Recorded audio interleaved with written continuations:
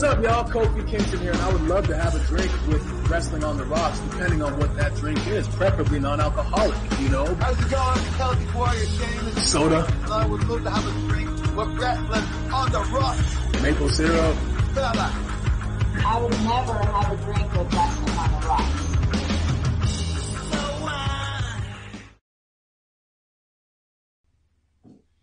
Welcome to the dive bar of the IWC. Welcome to episode 1 again of Wrestling on the Rocks.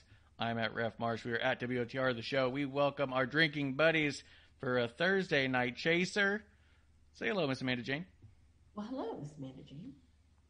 We are missing a clump. We are not a full litter box. It is Cinco de Mayo. Ole. Ole. We're in the old generico for Cinco de Mayo. Yeah. I miss him. You know, I could have gone to try to find him in Tijuana next week. But alas, I'm not. You're not going to be out in Tijuana? What happened? Yeah, he has an orphanage down there. You didn't know that? I know, but I thought you were going to... Are you not going to go to Tijuana? No, I was told it was not safe. Oh. For me to go alone. Yeah, that's probably true. Yeah, no. People are like, right now, they're like, it's dangerous down there. So I'm like, okay. And then I can't go because my passport expired. Oh, yeah. They like passports that are legitimate. Yeah. That's true. They're like looking at me. You look shady. That's absolutely true. Yeah. As I would cross over with a jacket that said no one on it. Oh. Yeah. Well, Miss AmandaJayne, good to have you back. What's in your glass?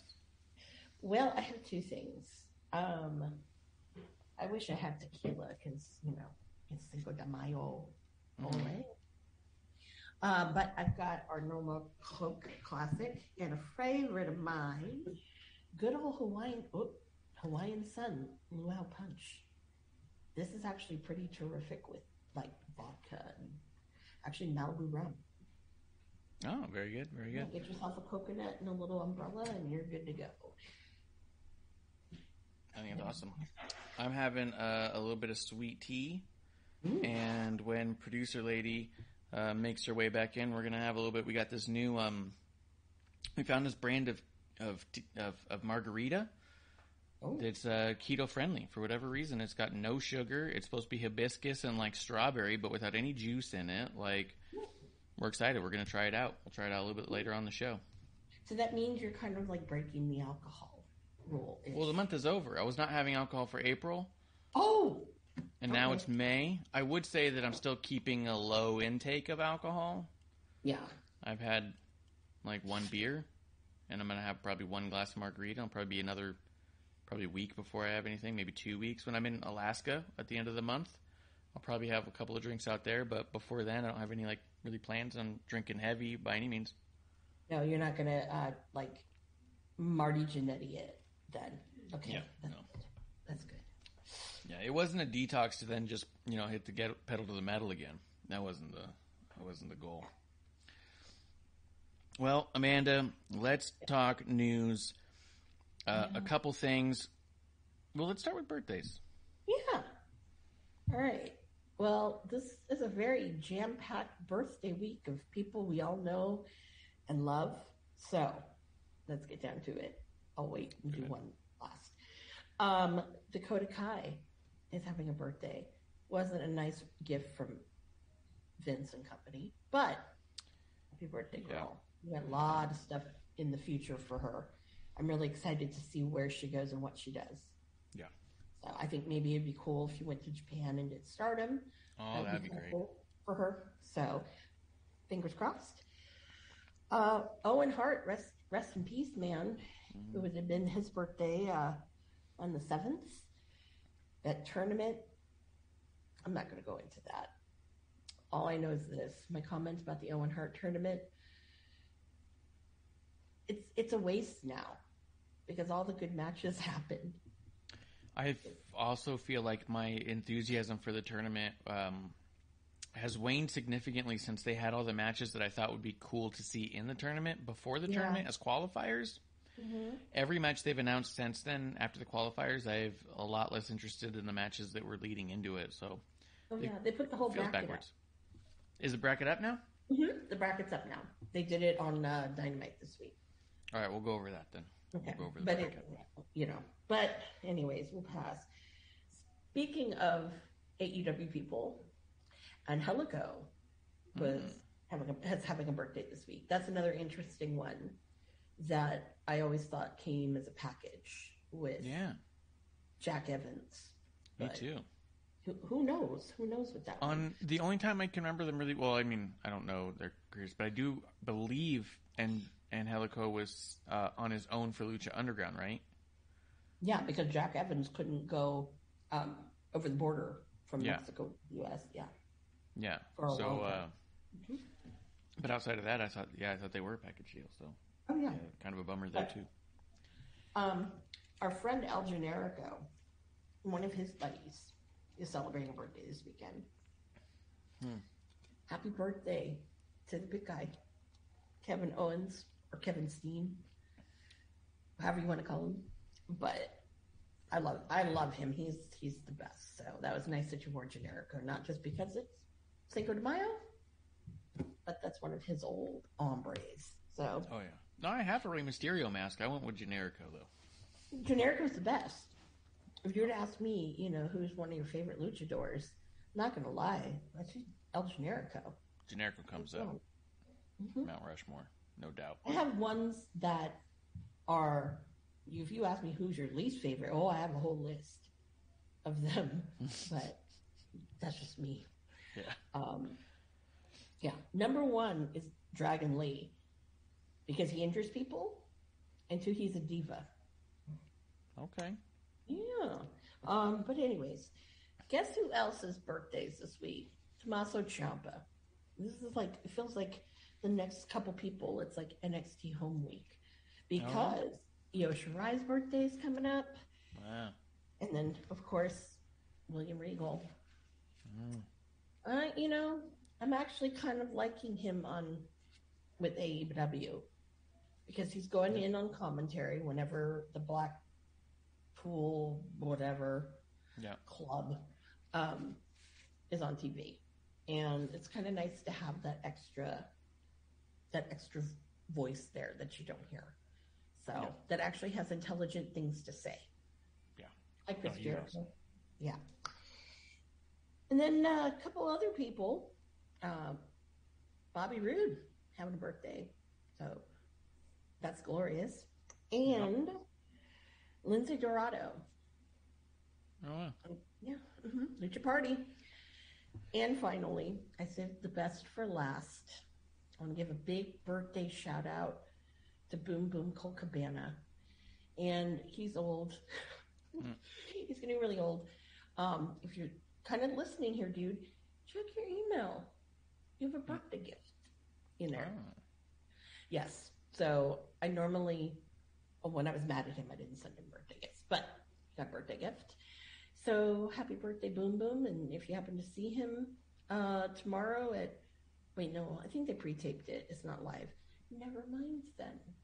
Would hope Tony Khan would have at least filmed a solo match of him on his birthday, but I'm not Tony Khan. So happy birthday, Boom Boom. Yep. Happy birthday, Colt. Cheers to everyone.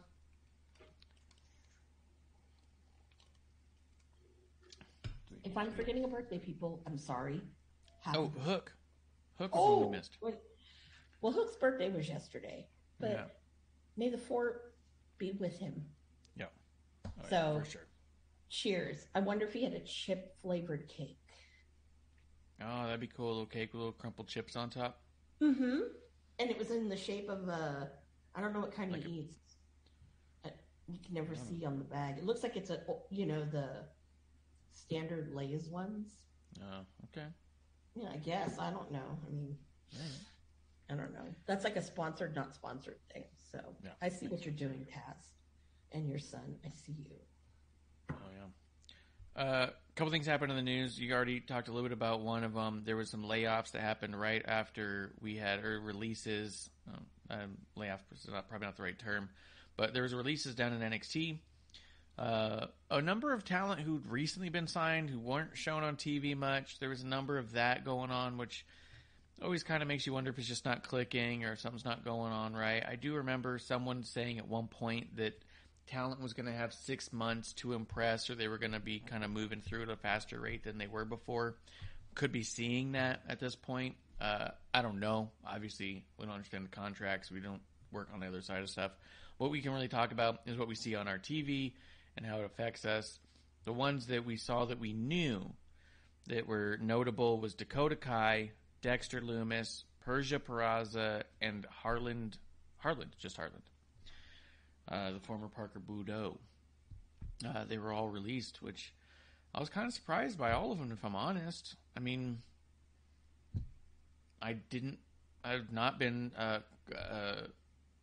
quiet about my dislike for the Dexter Lumis Persia Indy storyline. I haven't liked any of it from a second, so I'm glad that storyline will come to an end. I wish we could have repackaged a few people instead of just send them packing all together. You know what I mean? Like, it'd be much nicer to be like, hey, we're not doing Dexter anymore. But I was really surprised by Harland. I feel like we didn't get to see enough of him to... I thought what he did was great at what it was meant to be, but at the same time, we didn't see enough of him to really, I guess, make the judgment. We don't know what people are like backstage. What do you think? You know, I agree with you.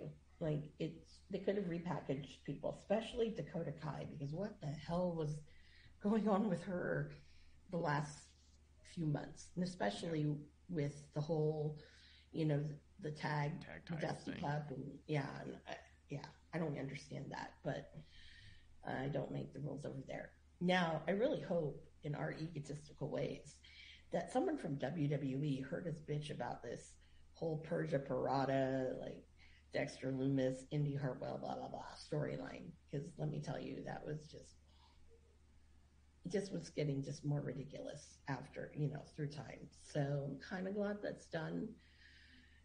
Would I have done that? It's weird. And I thought how they handled it on this week's NXT, which I know we'll talk about later, was weird. Yeah. So that's where I was kind of like, huh? But yeah, that kind of sucks. But then, of course, on the flip side, AEW finally is taking pictures of people off their website.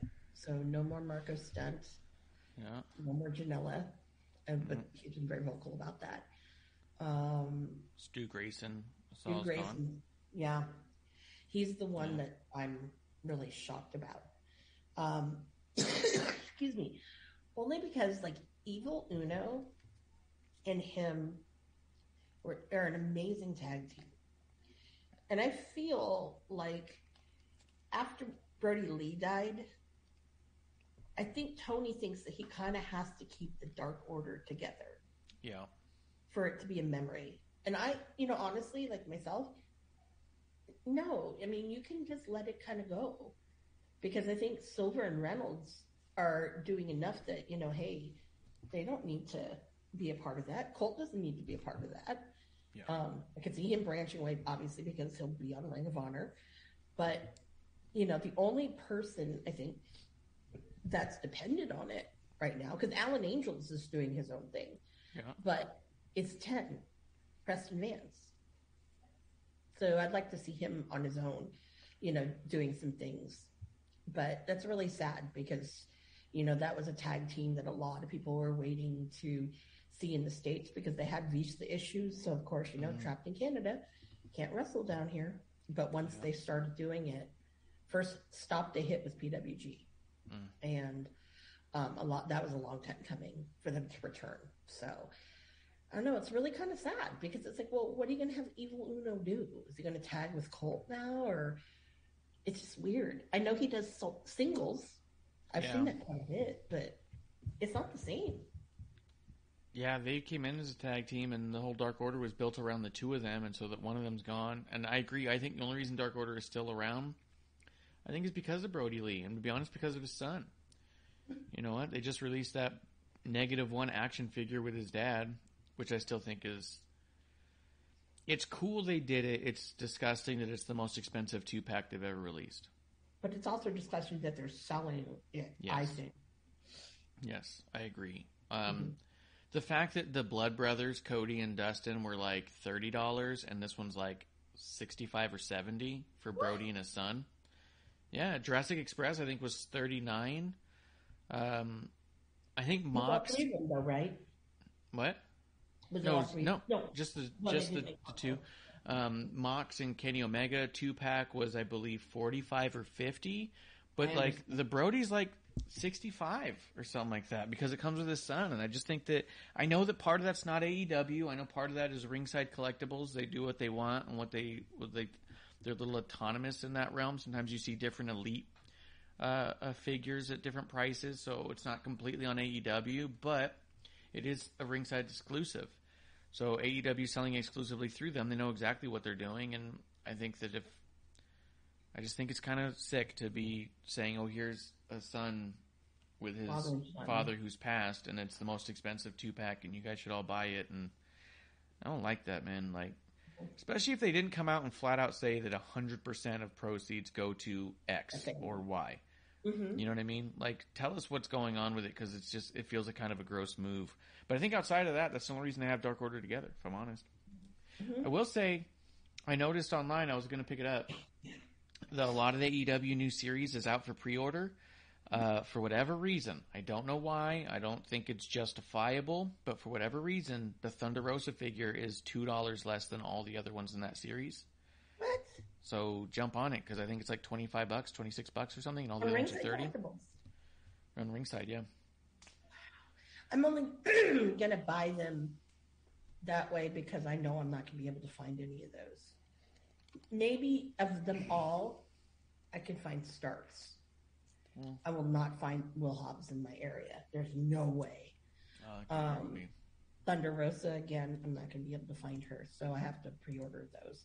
And I'll get suckered into buying the Ricky Starks Darby one. So, but yeah, no, some of these figures, it's kind of disgusting how, well, first of all, I think it's very disgusting that her figure is less than. Yeah. Cost is less than. Maybe that's a mistake. I'd hope it is. But that's what I'm saying, because I hope it is a mistake, and if you can get it for a couple bucks cheaper, I say do it, just because, for one, if it's a mistake, that's their mistake. They shouldn't be doing it. I don't like the way they do their pricing anyways, like I just said. $10 more than the whatever, and then a lot of the times they want you to buy that box. Yeah. So then you won't get a jacked up one, or you'll get a jacked up one and then you bought this box. Like, what the fuck did I buy a stupid case for? That's true. So, I have seen a lot of people say that there was someone, I might have even been like Matt Cardona or whatnot. They even showed that they ordered a bunch of the figures and they crammed them in a box that didn't fit because they didn't order the protectors. So they bent back all the cards to make them fit in a box. And you're like, it's a collectible store. It's not Toys R Us. There's not even some shitty, it's not Big Lots. You know what I mean? It's a collectible store, and you're damaging the boxing of it, knowing full well that people pay more for mint condition packaging just because someone didn't spend extra money to have a protector is the shadiest business. When I started seeing that, that's when I stopped ordering from them full stop. The only thing I'm considering is the Thunder Rosa toy, but I'm with you where I've seen all of the AEW figures in the wild, but I've never come across Jungle Boy. I've not seen a Ricky Stark yet. Well, I don't know if I would see. Oh, yeah, I thought Darby came out a while ago. Did it not? No. That's part of this set? Okay. Regular Darby. Oh, the Darby. Yeah. Yeah, Darby is Ricky when he drops his Darby. But all the other ones I've pretty much seen. I haven't seen any of the chases. None of the ones that are variants, but I've seen everyone else. And so I'm just I just don't know if we'll see Thunder Rosa, especially out here in this area. So I think in the West, from Texas out west, you probably will not see her unless there's tons of her in the shipment boxes. Yeah. I think that obviously I know because Hobbs is from here, that's going to be the hardest one. And I've really rarely seen them in the wild, only because like when I go to the Walmarts and the Targets here, there's usually one or two. So this last time I was shocked. There was like Matt Hardy. I'm like, what the hell? But most of the times I've seen Rio, because who the fuck wants to buy a Rio? You know, if I was a kid, I'd be all, "What is that? Who is that? Yeah.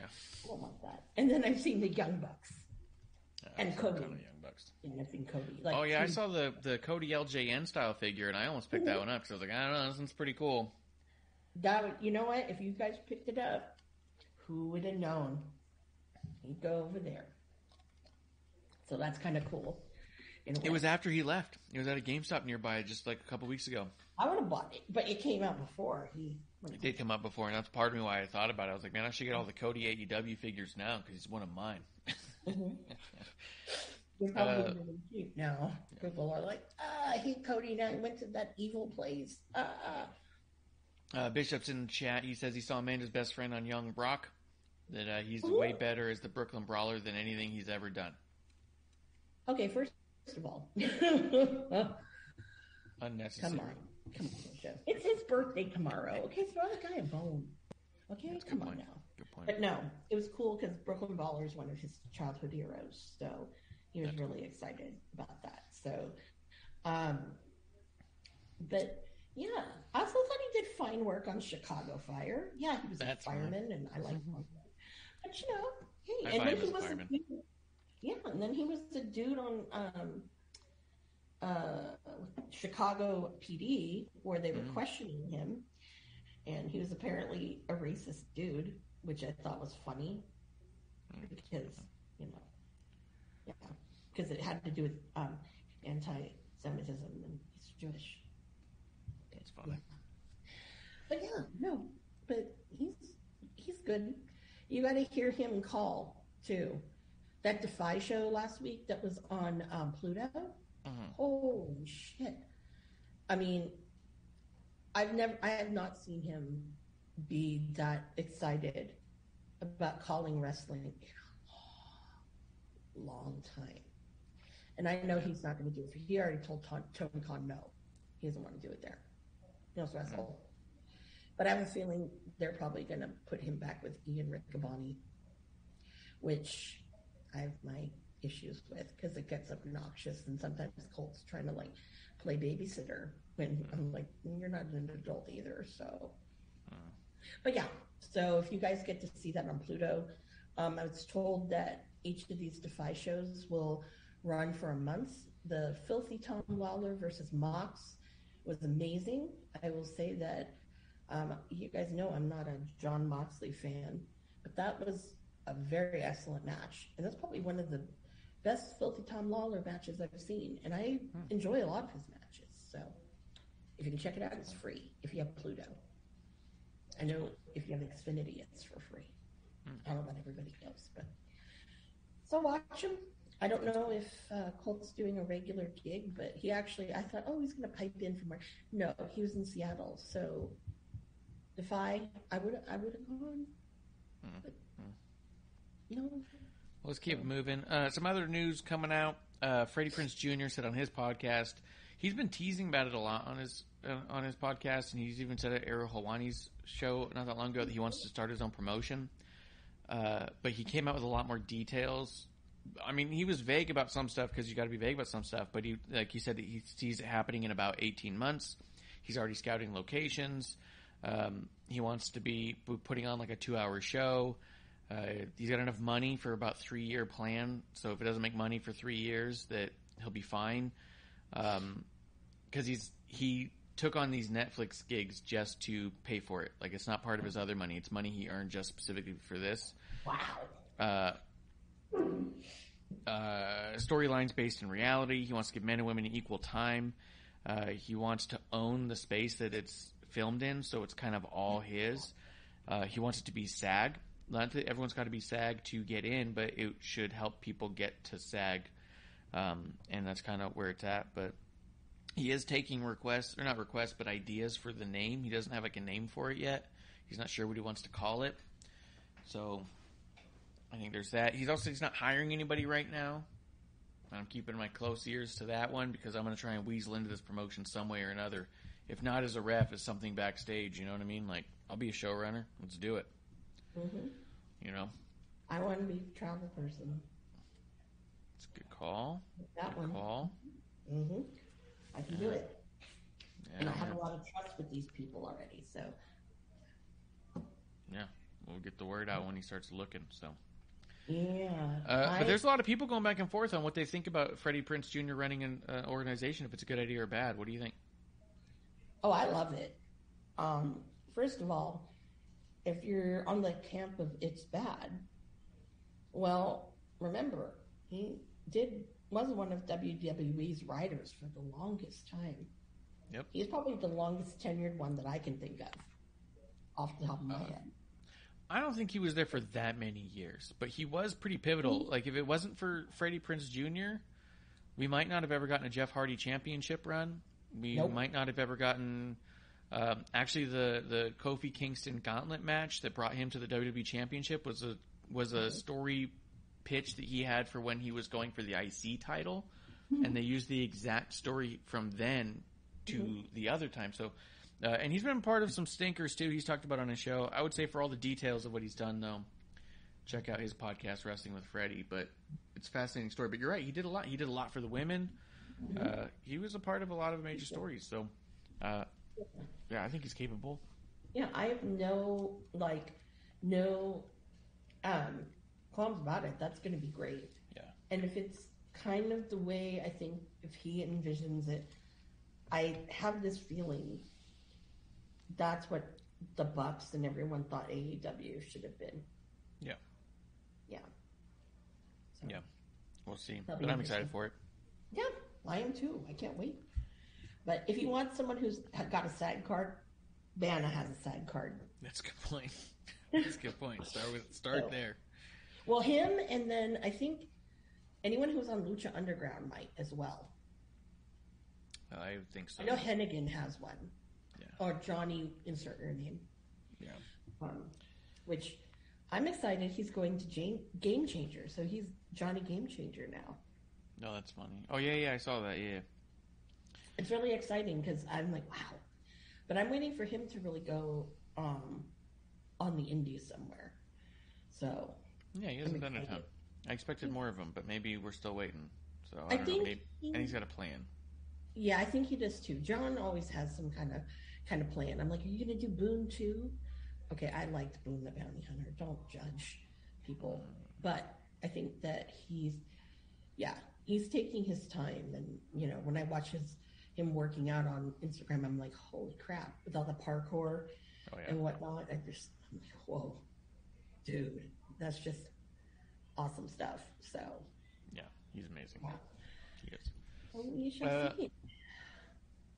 And then the last bit of news that we'll talk about, and we'll get into the shows, was Tessa Blanchard. She's reportedly, they said, according to Fightful, recently had a falling out with the company and her status is uncertain. So a lot of people discussing Tessa being an issue. I saw someone else word it such as the wrestling business keeps trying to give Tessa second chances and she keeps falling on her face on her own. It's hard not to see it that way. I mean, obviously we don't know what's going on. None of us are backstage, and if I'm being real honest about the idea of a lot of these reporters, they don't truly know what's going on most of the time anyways, either.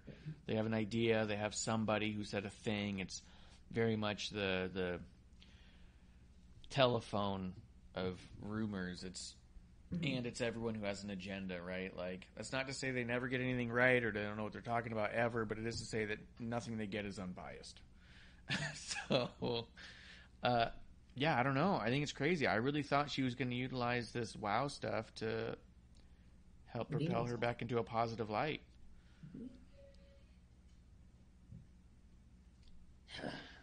Tessa. It kills me how she is probably, I would say hands down, if you were to ask like who are like currently the top 5 women wrestlers, she's in there and she's not really anywhere wrestling. And that's sad, Yeah. I will say this. I was shocked that they asked her to do All In. I was shocked. Yeah. Not surprised, but they did. And so I'm kind of like, but I really wish that I don't know. I mean, there's such a weird line between people who have issues with other people backstage. All these wrestlers, men, women, and whatever, a lot of them are melodramatic. Yeah. You know, you can see it. Like almost like this Amber Heard, Johnny Depp crap, but I'm not getting into that. But you can see that some of the people, because wasn't Matt Hardy's wife one she kind of crossed paths with? Yeah. Well, right there, that's already a woman you don't want to fuck with. So you got to take it with a grain of salt. And I mean, if some people are still hiring people who are questionable, hi TJ Perkins. Why can't you bring Tessa on? Yeah, you know, but then you hear about stuff like this, and if she's having issues in the locker room again, then it's like, well, we don't know if it's an issue in the locker room. True, but whatever it is, it's an issue backstage. It's definitely not something she's doing in ring, because, like we said, in ring she's one of the top 5 in the world, no doubt. Yeah. Like, easy conversation to start with, you know what I mean? But, fuck, man, like, and I thought a lot of her keeping her head down and staying out of all that was to try and get on the right side of all that, you know what I mean? Like, clear your name kind of a thing. Like, don't be in any trouble. Like, and then, you hear this stuff and you go, shit. You know, like, I don't know. It's a bummer. It's a bummer in some respects. It's also kind of like, I guess it is what it is in another, you know? So. Yeah. Oh, well. I hope one day we get to see her wrestle again on a bigger platform. But probably not. Yeah. Unless people don't know who the hell she is. Maybe Freddie Prinze Jr. might give her a shot. No, maybe. Maybe. Well, absolutely. I'm ready to talk about the shows if you are. Yeah, we can talk about the shows. Let's see. AEW. I'm going to pull up the AEW results. I'll be honest, I was watching the results sort of online. I was out the whole time it was on, came back, scrolled through AEW's timeline on Twitter, watched Thunder Rosa's promo, and felt literally no desire at all to watch any of the show in its entirety. No. Well, I really wanted to see the Gianna Purrazzo Mercedes Martinez match myself. I mean, okay. I can understand. I'll tell you this. I knew going into it that Gianna was not going to win. Yeah, we've been talking about it since Tony bought ROH. She wasn't going to win. No, she wasn't going to win. Not only that, she's trying to say that they only did the interim one because she couldn't be at ROH, and she said, well, I wasn't booked on it. Yeah, you were booked on something else. I think Impact. So it's like at the same time, but she also said she was never asked. I don't know what to believe with her. Right. Tony said he didn't ask her because he saw that she was booked somewhere else. But at the same time, he never asked. And that's only to say he did have the Briscoes on that night. Mm-hmm. The Briscoes were also booked on Impact that night. They did both. Yeah. So maybe it's not out of the question that he should have asked if he actually wanted her on. But my point of contention is I don't think for a second he wanted her on. I think he was going to crown a new ROH Women's Champion. He thought she was just going to stay quiet about it, and they were just going to move on. What ended up happening is she said, I was never asked. Then he had to respond to it, and he goes, well, it's just an interim championship. And then now he's like, well, now we're going to book her for something, so he gets her to go on TV and lose in like 6 minutes. Like, I think it was him trying to cover his ass because she called him out on it, and that's all there is to it. I think that if it was up to Tony, he wouldn't have had her on the show at all. No. But also she has a reputation, too. Oh, yeah. They get built drama queen. And remember, she's got excuse me, an ex-boyfriend who's on the card, who's on the roster. You have people who knew her knew her through the boyfriend a little bit ago, and I think they didn't want to hear that drama because from what I'd been told, that when she was with ROH and this other person, people didn't like hanging out with him if she was around because just she was either annoying or whatnot. So take that with a grain of salt, people. Yeah. But who told me this? Very reliable source. Yeah. So. Just in time coming through the chat. Cheers, just in time says, thank God the right woman won. It would have made zero sense if there was even a thought of Deonna winning. Honest to God, I thought it was funny that people even toyed with the idea that Deonna might win. I saw people going oh, this is going to be great. Let's go Deonna. Deonna's going to win and she's going to earn herself a contract. And I was like, the issue isn't that she has to earn a contract. The issue is that Tony doesn't want her. It's been clear as day since the moment he bought ROH who he wants and who he doesn't. Because the thing is, ROH went bankrupt months before he bought it. Yeah. And what did he do then? He bought a number of people, a number of their contracts. He brought over Jay Lethal. He brought over, I think it was 3 people, wasn't it? He got in total. Lethal. Was it just Lethal? Did he only pick up Lethal and say that's the only one I want? Yeah. That might be it. Yeah. So he goes, I got Jay Lethal. I don't want the others. If he wanted him, he would have got them. Because you know what happened with all of them? They all were out of contract. Mm-hmm. They were all on the market. Every single one of them.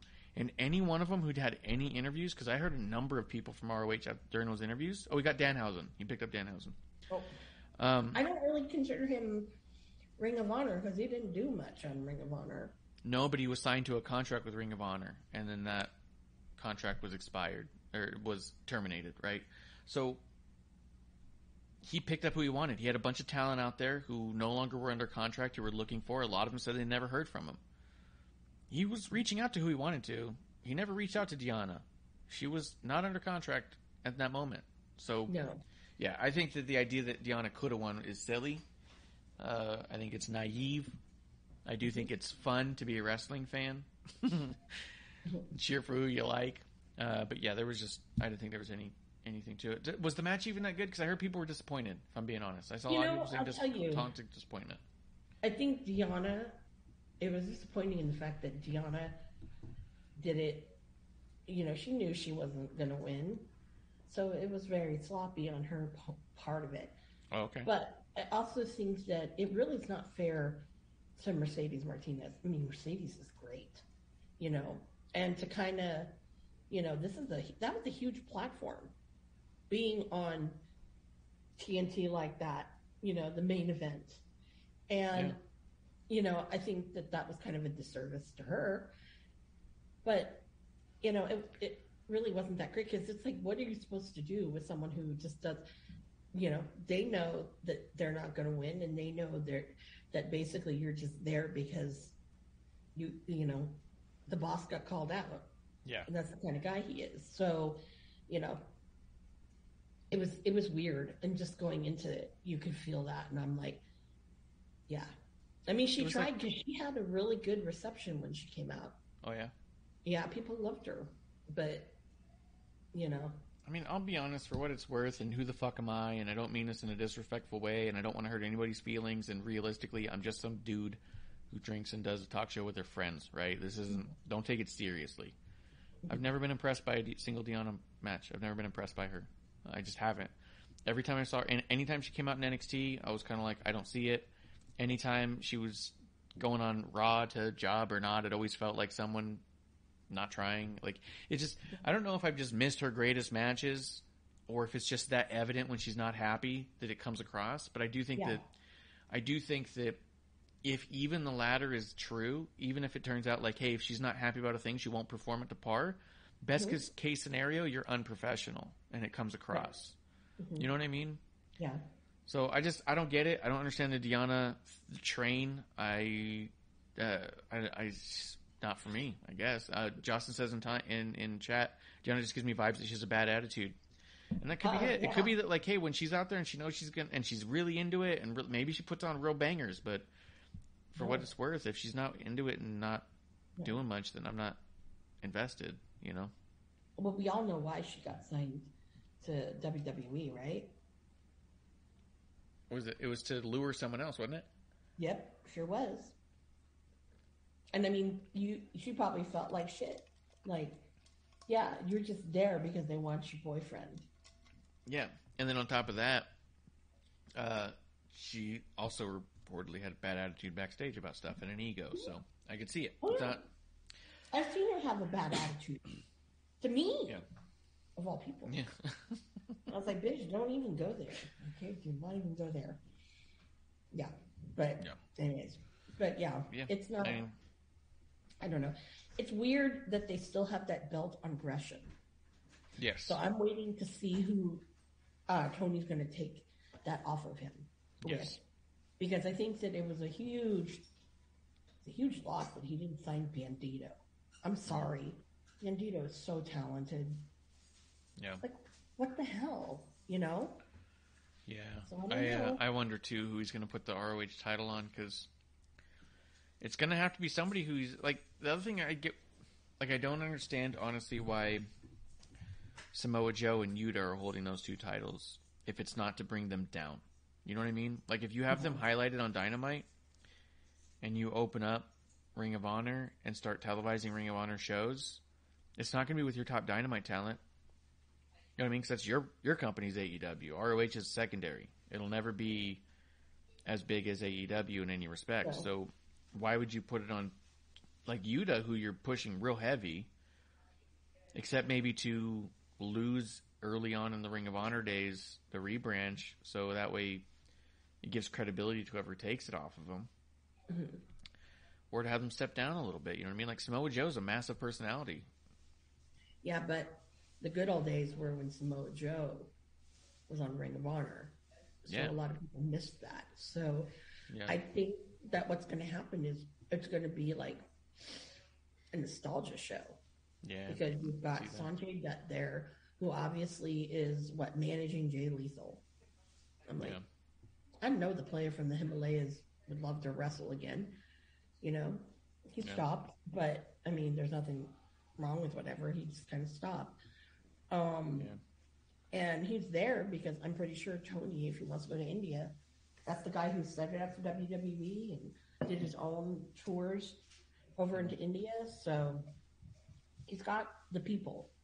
Yeah. Look at Colt when they did Supercard of Honor. I was like, damn, he's still so beloved over there. Yeah. Imagine if you had Phil. He always gets a big reception anyway. Yeah. But that's, that's a big thing. Or, Bryan Danielson. That's another nostalgia act with it. So. Yeah. Yeah. Yeah. Oh, by the way, speaking of belts and whatnot, congrats to Daniel Garcia, who's now the PWG World Champ, beat Bandito this last weekend. That's cool. Yeah. I was very shocked about it. Obviously, I look at what they're doing to him on TV, and it's a waste. Yeah. He's so talented, but now he's just a goon in a Kangol hat. But just to throw this out here, because it was announced today, King of the Indies is back after a 2-year hiatus, and it's in November on the 13th in San Francisco. It is a co-joint show with Revolution Pro, which is the Lucha Libre promotion up here, and West Coast Pro. So I think that you're going to see like a Daniel Garcia in there. And because it is a Saturday, you're going to see someone marquee at that. So if I were you people and you're near the area, you might want to consider taking a trip to see this tournament, because I'll tell you, I saw Jungle Boy and Jake Atlas had the most amazing match. And that was Jungle Boy's last match before he went to AEW, and Jake, not soon after, went to WWE. So, we saw some great ones. We saw some stinkers, and but it's a really great tournament. So you'll get some good Lucha Libre people. You'll probably get like a Phoenix or a Pentagon probably, with it. So, and the tickets are reasonably priced. So, all right. Keep that in mind. Anything on Rampage that you wanted to definitely talk about, or you want to talk Dynamite mostly? Rampage. Well, there's Strickland and Darby, and I'll say that I didn't watch that match. I know it was probably good. It was good, but it's the same old match they always have. Yeah. And it just is kind of like, for people who've never seen that, why couldn't you have done that later in the tournament? Again, like what we were talking about, because it's stupid. Yeah, my biggest issue with the Owen Hart tournament at this point is all the matches that I thought could happen in the tournament that I was going to be really clamoring for happened in the qualifying matches. So now the bracket's out and I go, I don't care about any of that. I saw all the matches I wanted to see in the tournament before the tournament. Like, he booked it backwards. You know what I mean? Like, any one of the matches we had to qualify to get in could have been the final match of the tournament, and it would have made sense and been appealing. And he was like, let's start with all the main event style marquee matches, and then we'll whittle it down to something we could do on Dark. Okay, so here's the lineup. Kyle O'Reilly is facing Rey Fenix. Well, I think we know who's going to... Well, that one's a toss-up. Who will win that? Kyle O'Reilly. Well, it depends on who's on the other side of the bracket. Let me pull up the bracket, too, because I can tell you, a lot of times it's easy to see who's going to win based off of who they would have to face next. Yeah. Let me see. Owen Hart tournament bracket. I misspelled every single one of those words. Let's see what Google does. You're smart. I found it. How is it already in the fucking semifinals? There's only fucking 3 matches in this. Does he not know how tournaments work? Dude, that's your hero. 9 days, 9 days. And... it started with the fucking semis. I don't... what is this? Remember. An 8-man... and a Joker? They're literally putting Joker so anyone can join in the middle of that? Yeah. That is stupid. I'll get into it in a minute. But... okay. Well, okay, so Rey Fenix or Kyle O'Reilly. It depends on who the Joker is. It depends on who the Joker is. Do we know who... well, there's a rumor. What's the rumor? Claudio Castagnoli. You're so done. That it's going to be Cesaro? Yeah, that's Claudio now. He's no longer Cesaro. He's not Claudio. He's a version of Cesaro. Did you see how he changed his name? It was like CZRO or some shit. It's Cesaro or some shit. I'm like, dude, you're Claudio. I know. Go back to Claudio, dude. But whatever. Dude, yeah. He was great. Oh, and there's Justin in the chat. There's even a random Joker as well. Yeah, I guess I just found that out. Like, yeah. okay, the only other random person I can think that it could be is a certain person, but I doubt that. I doubt that highly. Yeah, I doubt it too. I do think. Okay, so I wish. But... now here's the other problem with Tony. Is he books like a dude with action figures. Like, he doesn't book like a dude who's thinking about it. So you'd say, okay, if they're bringing in Claudio, then you don't want him to lose immediately, except he's had a ton of people lose immediately. Look at Strickland. He's only won one match. Strickland's lost every match since he got in. You just know? One. Yeah. Yeah. Look at Keith Lee. He only had one good match, and it was short. You know what I mean? Like, he doesn't know how to use people once they get there. So it's hard to say that, oh, it's Claudio, so he'll obviously have to beat Samoa Joe. And since he's a super babyface, you probably put him up against a Kyle O'Reilly because their styles would go well together, and then you end up with Claudio in the finals. It's really easy to say that. It ain't gonna happen. If it's not, I mean... God. If it's not someone that they don't have, if it's someone they have under contract, I swear to God, if I hear Judas, that first note of it, I will I'm hold done. The fucking phone. Look, I'm looking at this too. If it is Claudio, your entire Owen Hart tournament, it's supposed to be this breakout thing, revolutionary, talking about how this is AEW branded, this is AEW. Mm-hmm. You would be having Cesaro, Samoa Joe, Kyle O'Reilly, Jeff Hardy, Adam Cole, and Dax Harwood in there. You'd only have 2 people in the whole fucking tournament who are AEW alum. Everyone else is straight out of the training of WWE. Mm-hmm.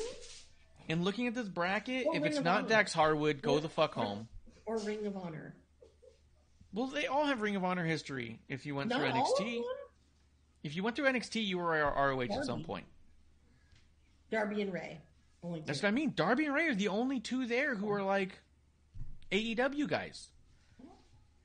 So he just wants to have a fucking WWE tournament. Like, this isn't even like, and I don't even mean that it's like, hey, these ex-WWE guys can't be coming in and taking. It's not that at all. I'm saying the style of matches the guys put on. Dax Harwood has a WWE style match that he does. Adam Cole has an Adam Cole style match. Which is shitty. Which is fucking garbage.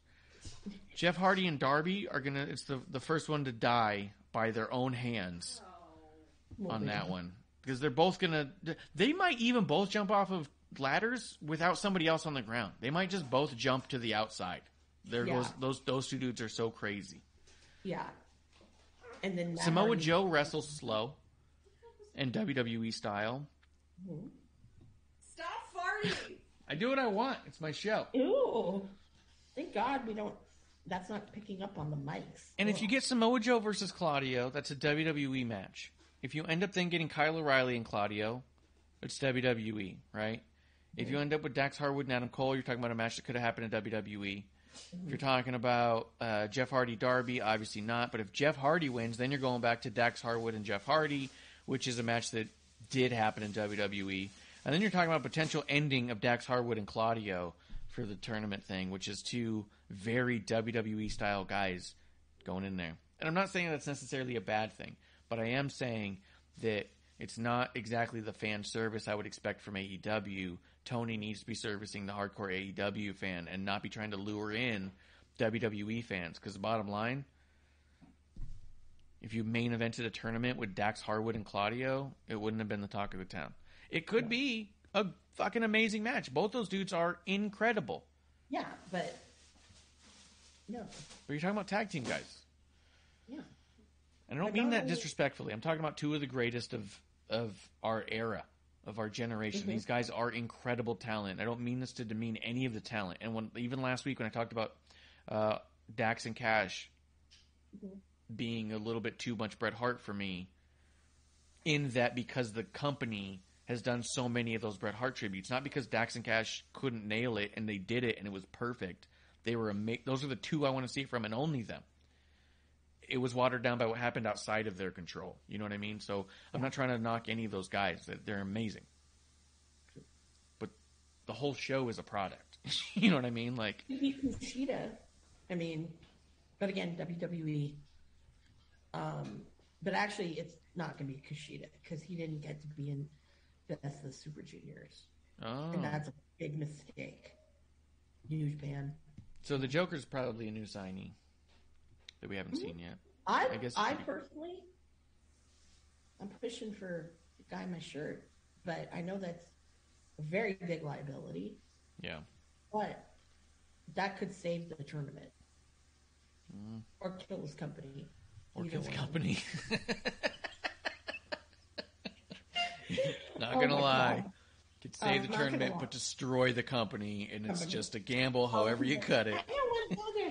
He's a child molester. I'm like, no. I don't go to the hills. I'm like, if you want to die on that hill, people, go for it. I'll stab you. But anyways. But yeah, it's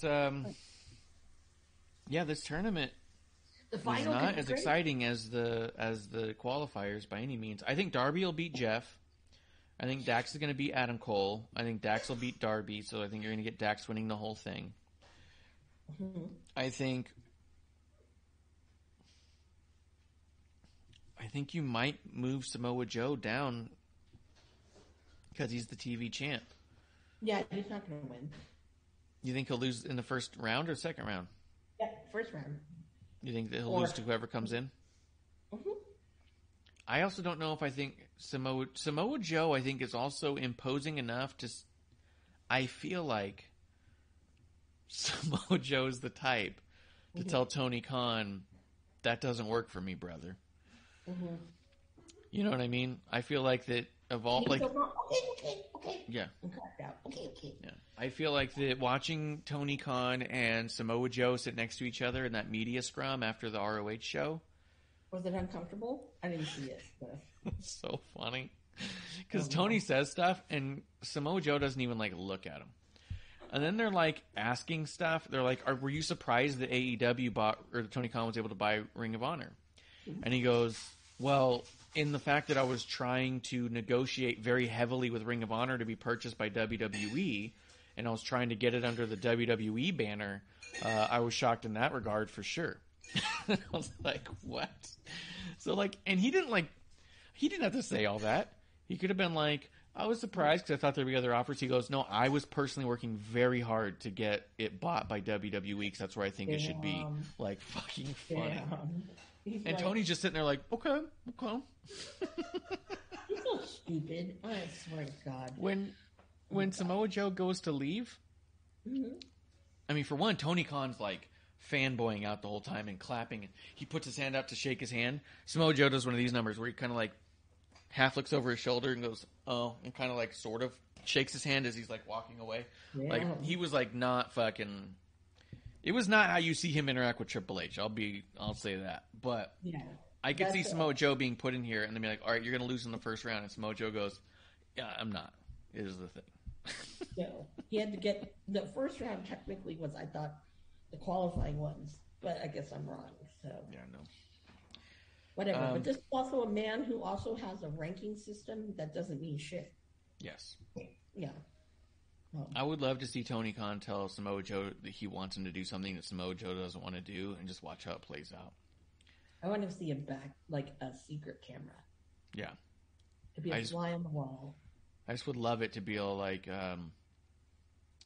I hear you, Tony. I think that it would be more conducive to our relationship should this other thing happen instead. Or even see him do like the what if. What if I don't do that at all? Or what if you fucking try me? Or what if you fuck around and find out, Tony? Which one do you want? Let's see. Oh, Justin Time says Tony switched Joe's match. It was announced weeks ago he was facing O'Reilly, but now he's against the Joker. That could be a big thing too. Because what if they did want O'Reilly to move forward and he was going to beat Joe and Joe said, I'm not losing to that tag team turd. And then he said, well, would you lose to Claudio? And he goes, yeah, I would do that. I could see that. I could see Joe putting in the Joker to be someone he's willing to take a loss to. Well, I think even if it's Marty, I think he'd be willing. I don't know. I don't know his life. So. I don't know his life. I don't know. I think he'd be willing. I don't know. I'm saying I don't know. The reason why it's like, I mean, I don't know. I mean, to be seen. I mean, hell, it could be Flip Gordon. It could be Johnny Dynamite, Johnny Rampage, Johnny whatever. What's that? This is our margarita I was telling you about. Our keto margarita. 0 sugar, 15% ABV. ABV. Strawberry hibiscus flavor made with tequila. Yeah. I don't know why it says... Oh, the flavor's made with... So they use tequila for flavoring as well as for tequila-ing. Yeah.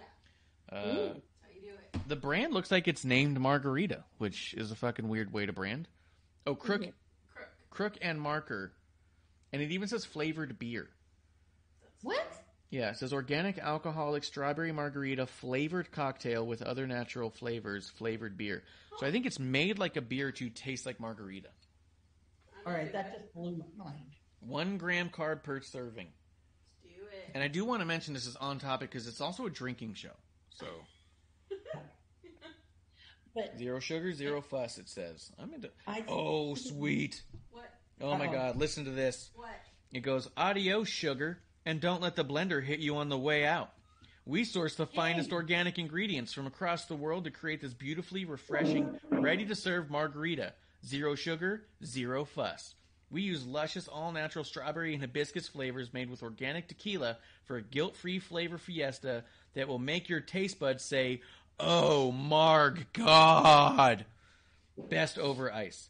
They use the oh, my God, like it was JR saying it. This is amazing for wrestling fans, I'm going to be honest with you. Bug out! Bug out! It's 0 sugar! This is dope. All right, I'm ready to try it. Okay, and because this is a drinking show, Yeah, it's drinking. I'm a little, my brain can't, well, the thought of it being beer, it's not. I mean, it's really good. It's a very unique taste. Okay. Have you ever Like, had it's it somewhere before? down the middle. Like, it's almost like margarita. It's almost like beer. It's almost syrupy, but it's not. Like, it's got a heavy flavor. Oh, wow. That takes a minute. Yeah. That's different. I'm Yeah, not that's used to this. That's a lot of That's- flavor. Sorry. Sorry about that. Well, no, it's good. We'll see how it goes. How do you have a I didn't know. margarita-ish I kind of didn't beer? know. That's It's like a beer. margarita beer. But I didn't know it was going to be so syrupy. It's a little syrupy. For Nice. zero sugar, it's syrupy. Yeah. All right. Wow. Okay, Okay. well, Right, that's back on probably track. maybe, Hibiscus.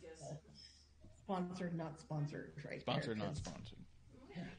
Justin Time says Tony should have it be Marty. I'm all for that. Yeah, Justin Time's ready for him to come back. It's time.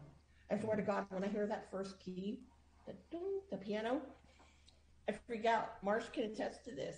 I think it's because the hibiscus. Yeah. Sure The did. hibiscus is really interesting. It's almost I love floral or hibiscus. something. It is. I love yes, hibiscus. it is floral. Yeah. That's hibiscus for you. Yeah, it's like a heavy floral, but the strawberry's not. But it's also like artificial strawberry flavoring because it's not with real juice.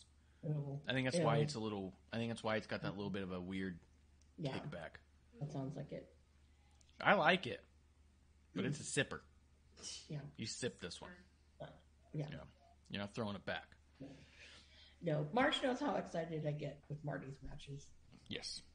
Yep. Yes. That little piano, I was freaking out, and everyone's looking at me like, what the hell?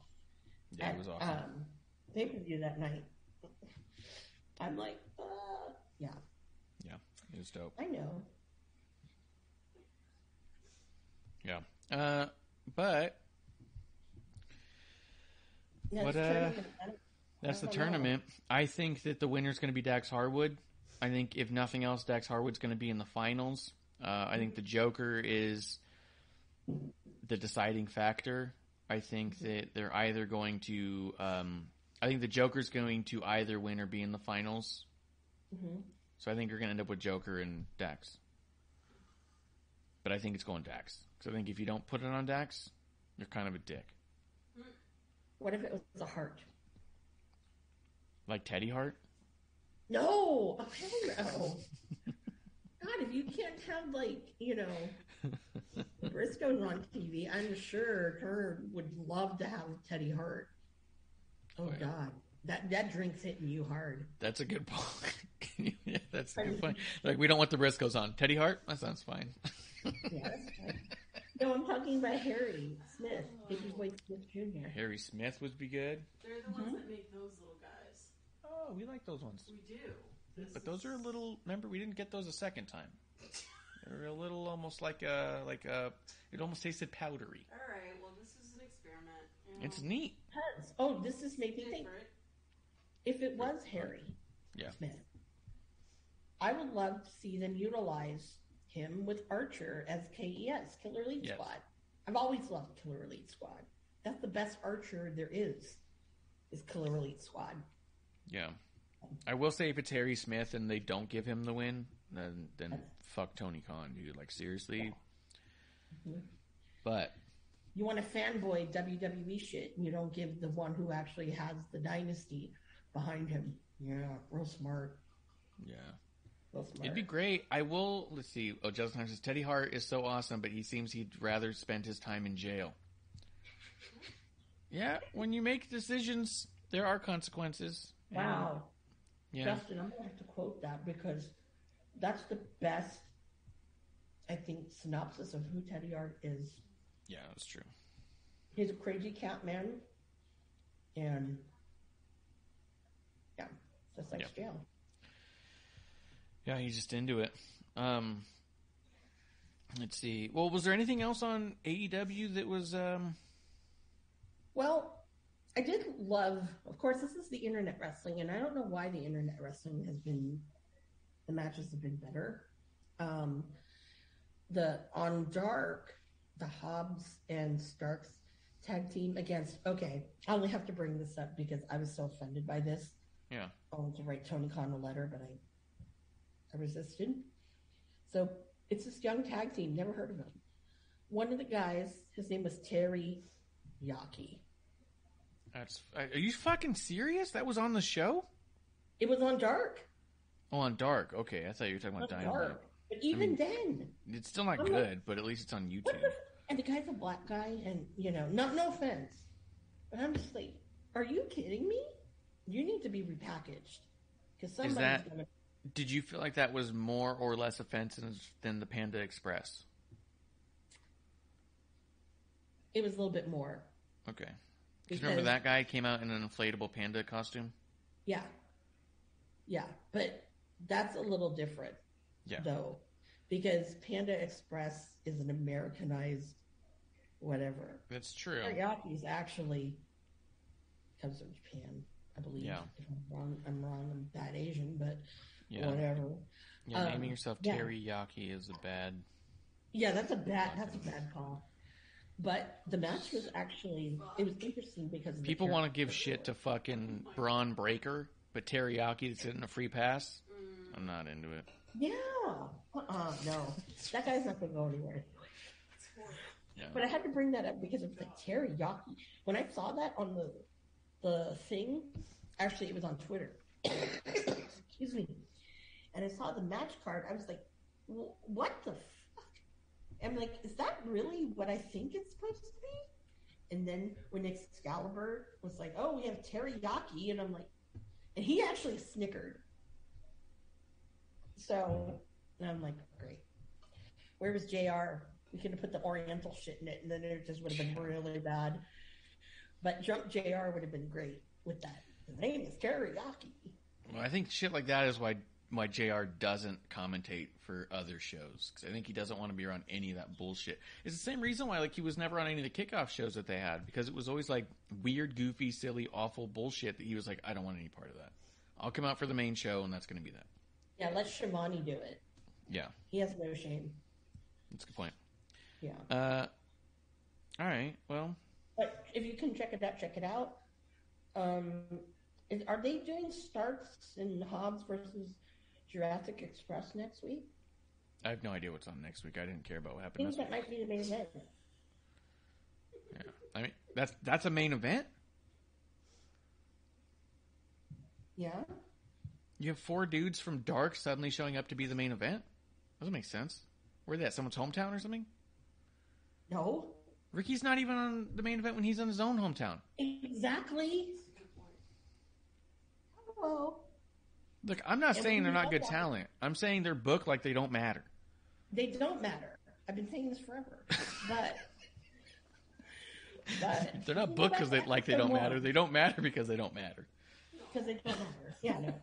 Come on. It's Tony Khan booking. Come on now. Yeah. He's probably like, oh, Ricky Starks is great because, he's friends with Bailey. That's the only reason why I have one here. Oh, yeah. Swear to God, I would love to find out Tony Khan's booking a bunch of people just hoping to get Bailey eventually. Or look, the Undertaker, or Sasha Banks, because that's his home. But also he's like, oh my God, Ricky trained with the Undertaker. Mm-hmm. Ricky and Aaron, oh my God, maybe they'll bring Taker. No, but I would love if that was like an actual thing. We need to bring in those two because they know the Undertaker. And to be in the room, be like, "What the fuck are you? What does that matter? No, that's not. What are you talking about?" You know what? You have to nod, and the minute he leaves the room, what the fuck just happened? Yeah, what the fuck is wrong with him? What is wrong with him? Is it the coke? What is it? I think we could get the Undertaker if we bring in the guy he trained with. Mm-hmm. His trainer? No. The guy who he sparred with. He didn't teach him anything. He just was the body while he... Yeah. I don't think he's got as much pull as you think. Yeah. I think he does. And then I could see it. Well, he was safe with Sting. Oh, yeah. Yeah. Took a big bump for, Makes Sting look good. Maybe that's why they put Ricky in there. You're good with old man. We need someone to face Sting. Who's the one who wrestled with The Undertaker? He can handle old man. Bring him in. Bring him in. No. No. But no, seriously. Even Ricky, when he was in New Orleans, when they were in New Orleans and they did Dynamite, that crowd, it was great when he came out. Yeah. No, I love Ricky. Yeah, I do too. When you said it was going to be main event, my thought was they've not booked him like he deserves to be in the main event. It feels a little weird. He's been in the main event a couple times. And it always felt like he didn't belong there. Not because he's not good enough, but because his story didn't get him there. It was always weird. Every time. They would always put something on before it, too, that seemed like big. And then they would put him on, and it felt like they televised the dark match afterwards. It's not that match. I'm sorry. I don't know if this will be main event. If I'm open the show. And I feel like it undermines him when they do shit like that. When they put him in the main event, but they put stuff before him that feels bigger, they're undermining him and making he's got to fight from underneath as far as booking goes, you know?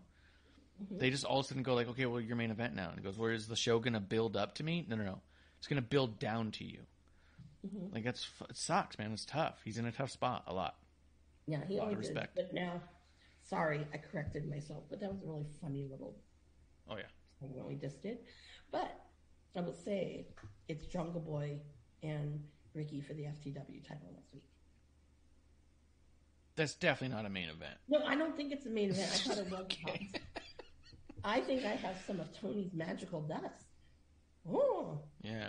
It'll be a good match as long as one of them doesn't break their neck. Also, the FTW title still doesn't mean anything. I hope... No.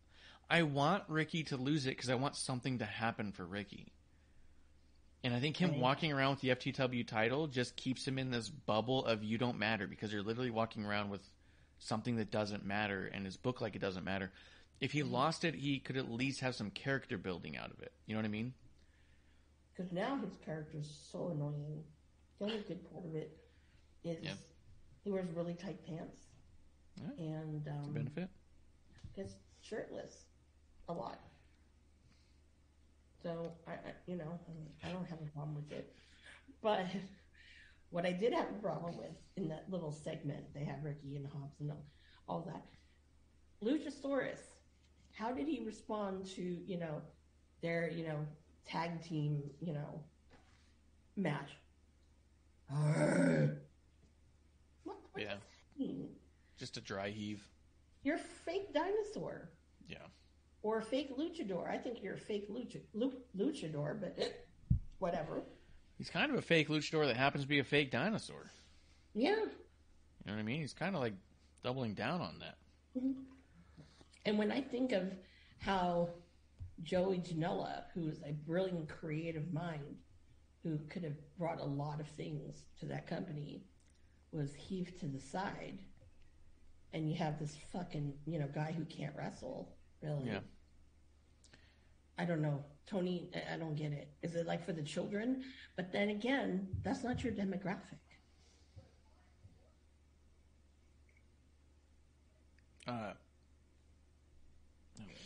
So a couple other things that happened in there that I think are probably worth bringing up. Wardlow and Big Cass. Oh, that was awful. It's funny you should say that. The thing I thought was the most silly about it is that they were trying to pretend like they were building anticipation when they told us flat out who it was going to be last week. Mm-hmm. And then this week they were trying to pretend like, who's it going to be? Mystery. And it's like, there's not a doubt in anyone's fucking mind. And if you bring out the person we absolutely know it's going to be, then it's going to make this all look stupid. The only way this works is if he tells you something that you're positive on, and then when someone comes out, it's not that person. So the fact it was Big Cass after saying, I'm bringing in someone who's 7 foot tall, and you can't teach that. And then you go, oh, it's Big Cass. And then they go, mystery, who's going to be the mystery? And then he goes out there and goes, I'm bringing out a certain somebody you may reckon. It's like, quit pretending we don't know unless we don't know. But don't insult our intelligence. It's absolutely insulting to the intelligence being like, we're going to tease them and build the anticipation. But then when it's Big Cass, you go, you're a dumbass. If they'd brought out some other giant, I'd have been like, oh, shit. Crazy. I didn't see that coming. Like, if they brought Shaq out. This is... I'm gonna, what the fuck?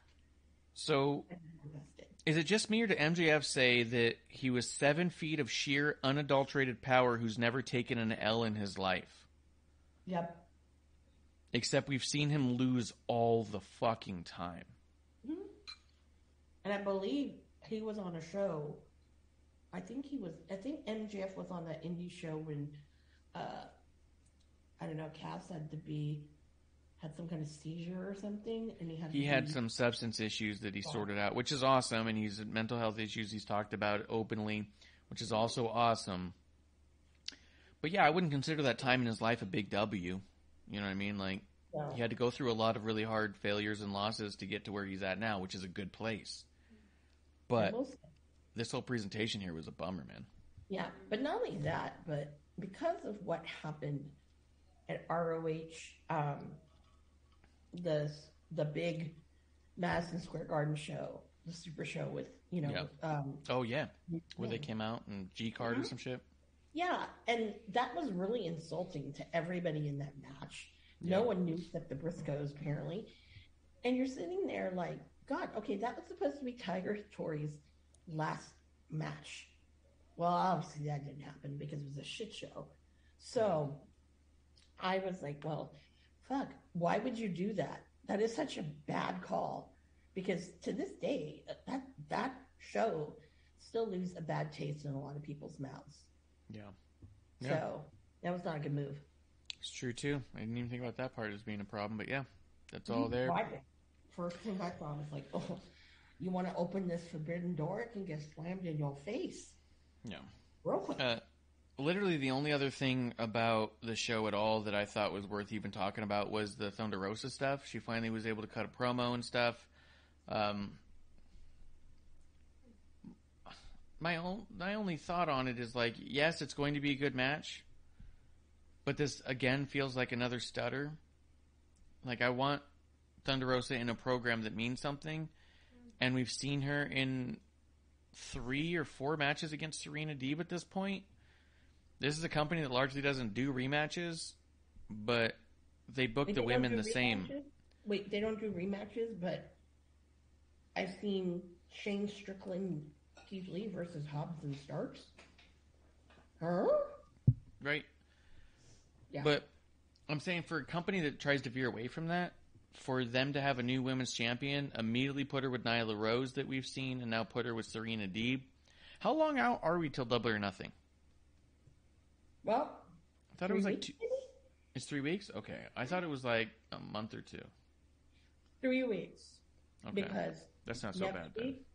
I get the Blue Ocean spray, and it's 2 weeks after that. Okay. Well, good, because when I said Double or Nothing, I was like, isn't that like 2 months away? Like, fuck. You're just going to have us sitting on Thunder? No. 3 weeks isn't so bad. No. I'm excited for the match because it's going to be a fucking banger. It's going to be great. But it again leaves me feeling like, when are we going to get a story for Thunder that's going to feel fresh? You know what I mean? Like, I want her as a champion to be super notable, and it feels like it's not notable yet. And I want that so bad. This is going to be a fantastic match. It'll probably be the match that they talked about. This might even be their women's match of the year. But I'm already anxious for what happens after this because I so desperately want to have something I can sink my teeth into in the story of Thunder Rosa. And the story of Thunder and Serena Deeb's already been told so well that it just feels like we're just going to rehash this one time because we need a banger match for Double or Nothing. It doesn't feel like a story investment. But that, I'll say, with her promo about, I drive 8 hours to see this woman wrestle. Yeah. Yeah. I mean, that was never brought up before. So whoever wrote this, different angle, which, is what it is. But I honestly feel that we'll see. It's going to be great. Yeah. I want her in a story I can sink my teeth into so I can feel like I have to watch every week to catch Thunder. You know what I mean? And I feel like Tony Storm would be fantastic. Producer lady just said it'd be cool to have Tessa Blanchard come through. Even if they brought in Tessa Blanchard just to have her in a 3-month program where she loses and doesn't sign with AEW just to get Thunder some sort of like, this is crazy, I can't believe we're doing this, and gets a crazy big victory over Tessa, that would also be fine. Like, yeah, Taya Valkyrie. Taya Valkyrie could be interesting, especially with their history. The Reina, whatever the hell, 888 belt. Yeah, I'd like to see. I mean, even if they brought in like a Tegan or Dakota, like somebody that like, or like you said, Toni Storm. I want, do something cool with Ruby Soho. We've fucking avoided Ruby Soho forever. Like, give me something I can sink my teeth into instead of the same old, same old. And this feels like same old with the women's division. Doesn't feel like he's being creative with the women's division, and that's what's bothering me. You have a new woman champion who is ridiculously creative. She's running her own promotion in its entirety because of how great she is at this. Mm-hmm. And somehow you've already allowed her title reign to feel static and rehashed. And we just got started. Like, I want this thing to rev up. You know what I mean? Mm-hmm. Like, I want it to feel like, holy shit, she's the champion, and now here we fucking go. Like, but it feels all like... certain people. Say what? He only does that with certain people. I know. Remember? She should be one of those certain people. I know, but he obviously doesn't feel that way. Mm-hmm. But yeah, like the one that was mysterious to me is Jade Cargill. Yeah, she gets more of a story and a push than Thunder gets. Yep, and it bothers me every week. I'm like, what the hell? It does make me nervous that Thunder's going to have a short title reign. When you see how he treats Jade, my concern is that he's going to be tired of Thunder Rosa way before her time. And end up doing something ridiculous, like put both titles on Jade, and then just have the division back underneath somebody who doesn't really know how to carry a division. That's my concern, if I'm being honest. I was hoping that Thunder would be the one to take it off of Jade, and she has the 2 belts. Yes, that's exactly what should happen. But look at how they're both booked. It's kind of like, I don't know. No, I don't know. But that's the magic of Tony Khan booking. Oh, by the way, shout out AAA.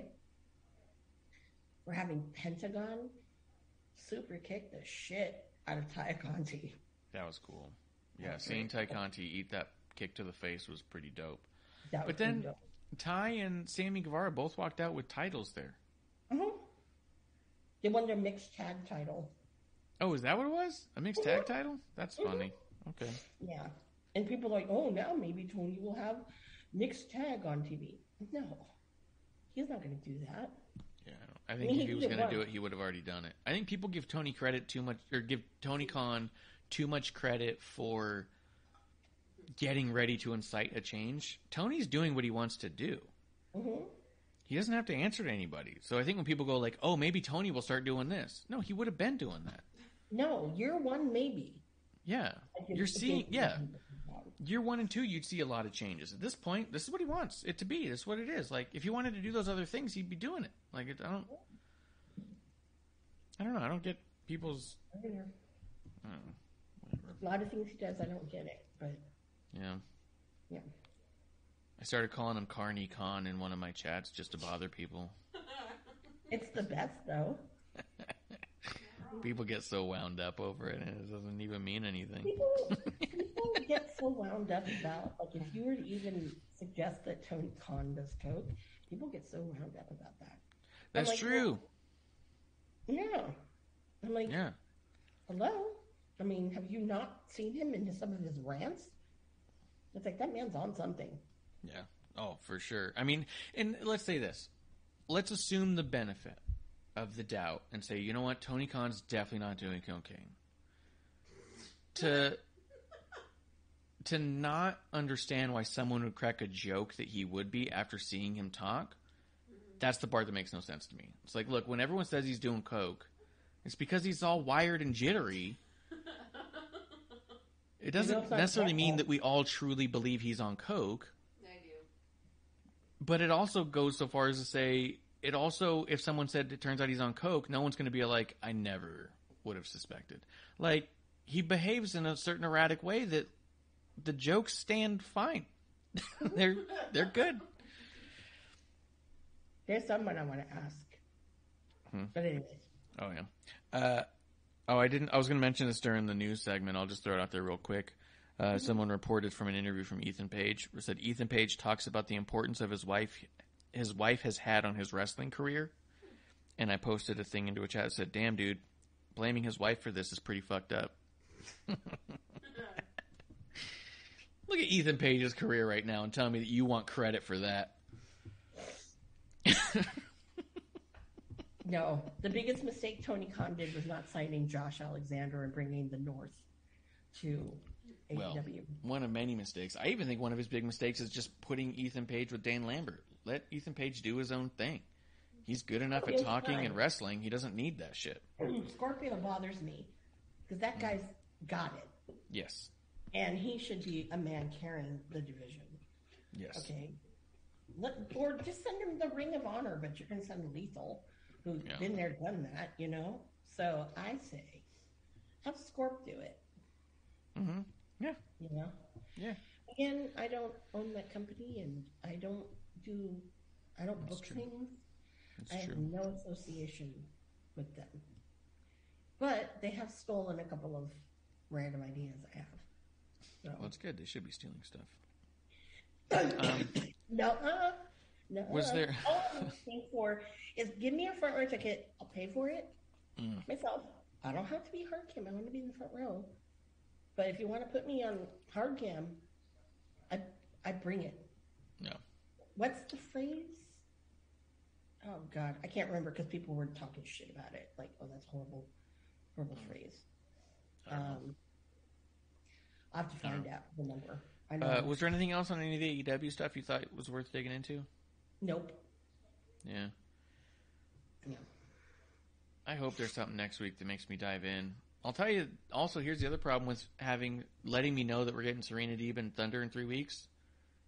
I don't really have to pay attention to Thunder Rosa for 3 weeks. Yeah, but it also makes you like, oh, God, now I got to pay for this shit? Well, there's that. I mean, I'm not going to pay for it, but I think that, when you tell me that, hey, we're getting Thunder Rosa versus Serena Deeb in 3 weeks, it tells me, A, there's nothing you're going to change between then and now that's going to make me want to see that match more than I want to see it now, because I think the match will be amazing. We already know they're amazing. We've seen them do it. There's not a lot of room for build there. We already know Serena Deeb's a bad guy. Thunder Rosa's a good guy. What are you going to do that's going to make any impact there, right? So it makes Thunder Rosa feel a little less must-see than she deserves to be. She should be the must-see. Mm-hmm. And you just told me 3 weeks of program is going to be that. It also tells me that since they already announced the match is on for Double or Nothing, we might not get much Thunder Rosa for 3 weeks. Because I might go, well, that match is already together. You know what I mean? Like, if they had her saying, I want someone to prove themselves, or, you know, number one contender this or that, or even, what if it was different? Instead of Thunder Rosa saying, I want the number one contender, what if Thunder Rosa says, I don't want the number one contender. I've already faced and beaten the number one contender. And then you have the number one contender and come out and contest that. And you have Thunder Rosa, you know what I mean? Like, have it be a back and forth for a couple weeks. Are we going to get Serena versus Thunder? But instead it's like, I want Serena. Serena goes, yep, it's good by me. And then immediately Graphic goes up, see you in 3 weeks. And you go, okay, well, what's going to be? What am I going to get for 3 weeks? Why is that the only division that the rankings obviously mean something? I don't think that it's true. I think that Serena was placed number one when Thunder Rosa got the title, because that's where they were going. And I think it's just the way that they're using that story. People for weeks and weeks. Because that was what they were doing, is they were putting her to number one so they could do this match of Double or Nothing. Mm-hmm. That's all it is. I mean, it was the reason that the ranking matters for Thunder and women and no other division is because they didn't want to bother putting together the time to make a story. They only use the rankings when they don't have a story. Then the story becomes the rankings. Mm-hmm. It's their fallback when they're not investing any time into it. And that's what sucks, is Thunder deserves better than that, and she is better than that. And they're going to put on a match that people are going to be talking about for a really long time. Yeah. And Tony Khan's going to pat himself on the back for putting it together. And he's going to demand people say thank you when he pays the bill. Mm-hmm. That's what sucks, is that the credit's going to go the wrong direction. Speaking of belts and stuff, they're going to take it off of Luchasaurus and Jungle Boy. Give it to Stripes and Hobbs. But you know what's going to happen? You're going to see Strickland and Keith Lee take it from them. right away. That's going to be funny. It's going to be funny because it's going to be so weird and pointless. My thing is this. I told someone of that duo, there's a reason why you should not go to AEW. Shit like this, the exact reason why. I called it. Yep. I'm sorry, I'm Nostradamus of independent wrestling. That's how we do it. Mm-hmm. That's how we do it. You ready to talk NXT? Bye. NXT. That crowd's awful. The crowd is fucking trash.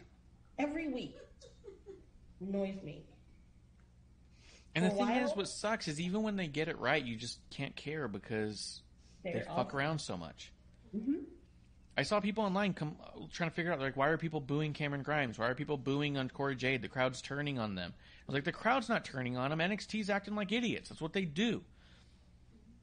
I'm sure that their merch stuff is up. I'm sure people are liking them at home more than ever. And then the crowd's trying to go against the grain because they go, oh, that's your champ. Oh, that's who you think we're going to like? Yeah, because people like them. Oh, not me then. Oh, you're that fucking hip? Mm-hmm. But I don't know what annoys me more. That crowd or that stupid Indy Hartwell, Dexter, Persia Parada crap. Dude, and the crowd loved that shit. The Dexter Indy stuff. The crowd ate it up and was going ballistic for it. And I was like, this is terrible.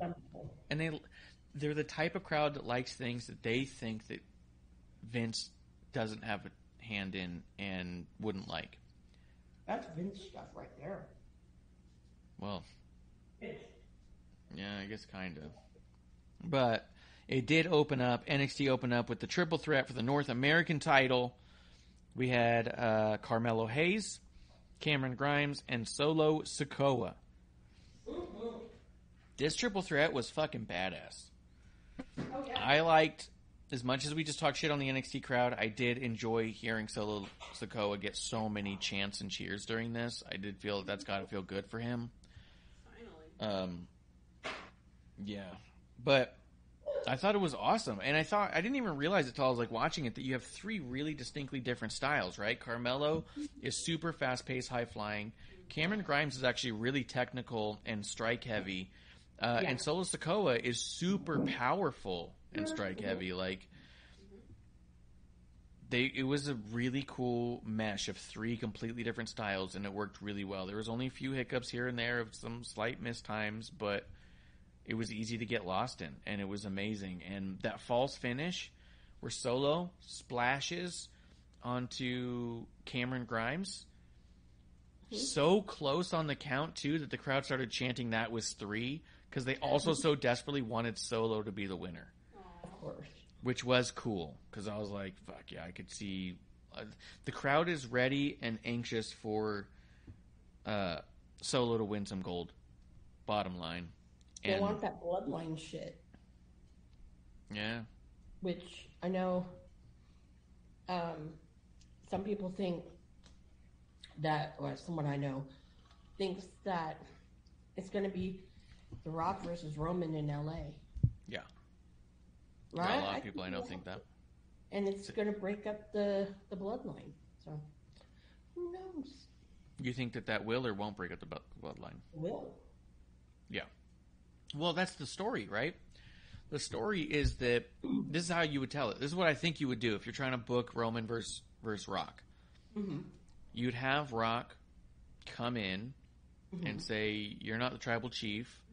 You're not the great one. You're not the most electrifying man in sports entertainment. You're not the most electrifying man in the entire entertainment world. You don't bring it. You utilize my little proteges, the Usos, if he wants to call them that. You have The Rock make the Usos choose, and the Usos side with The Rock. And now you have Roman, who's trying to get his bloodline back because they've turned their back on him. And then now you have Rock and Roman. Solo can be a pawn in that somewhere, maybe siding with Roman, maybe siding with The Rock. But you have The Rock come in, talk shit on Roman, and take control of the bloodline. You could even do it where he doesn't make him side. The Rock just shows up and just starts taking alpha on it. Just starts alpha dogging Roman. And you have Roman becoming more and more sheepish while the Usos are kind of like, yeah, this is great, The Rock is back.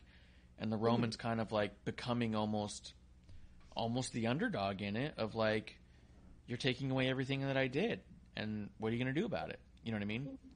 Mm-hmm. Which wouldn't have to split it. It could just switch the dynamic of it. Mm-hmm. And implode, or... Yep. All of a sudden, next thing you know, you have every little Samoan wrestler or someone who's from an island. Yeah. There, and, you know, that'd Yeah. be funny.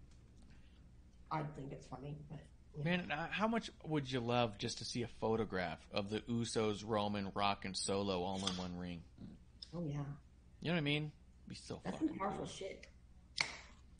And I would see, because the Wild Samoans came back for Roman Hell in the Cell with Jey Uso. I could see the Wild Samoans coming back for a spot like that, too. Rikishi. Like, this could be cool, man. We could do some cool shit with the whole fucking bloodline. But Yeah, do a lot I of shit. digress. That's a Wednesday show thing. But I will say this. It's kind of a Thursday thing just because it's solo. But that's going to be fantastic if that's... Yes. Yes. And that's what I was going to say, is that as much as I see Solo online saying his goal is NXT Gold and he wants the North American title, he wants the NXT title, I keep thinking, yeah, that's all well and good, but my problem is Solo keeps losing on NXT TV. But there's no denying him. And there's no denying his absolute talent for this. It's like literally in his blood, and it comes off that way. This is the family business. Yeah. My only thought is he's strengthening those around him. At a certain point, I think that his goals, I mean, I don't know the guy like that. Yeah. Your goals are your goals. If it's me booking, I'm thinking, all right, how soon do we wrap this up with Solo and NXT and just get him onto the main roster? Because I'd like to see him go take the U.S. title or the Intercontinental title. You know what I mean? And be wandering around with the Bloodline with the IC title while the Usos got the gold and while Roman's got the gold. Now you got the Bloodline fucking running the whole gauntlet. That's what I'm thinking it'll build up to WrestleMania next year. Yeah. You know, I don't know. I just kind of watch this shit, kind of. Yeah. When it goes to that product. Because I only, as you know, I only been watching, like, the pay-per-views. Yeah, exactly. If I do. Depends on the card, but yeah. Yeah, but for the most part, you know, yeah. But, Yeah, otherwise, outside of the Bloodline tangent, these guys are all so fucking good, man. Oh, yeah. Like, Cameron Grimes is a fucking rock star. I've always known that anyway, but damn. I mean, this was textbook of how you have a match with three people with three different styles, and Yes.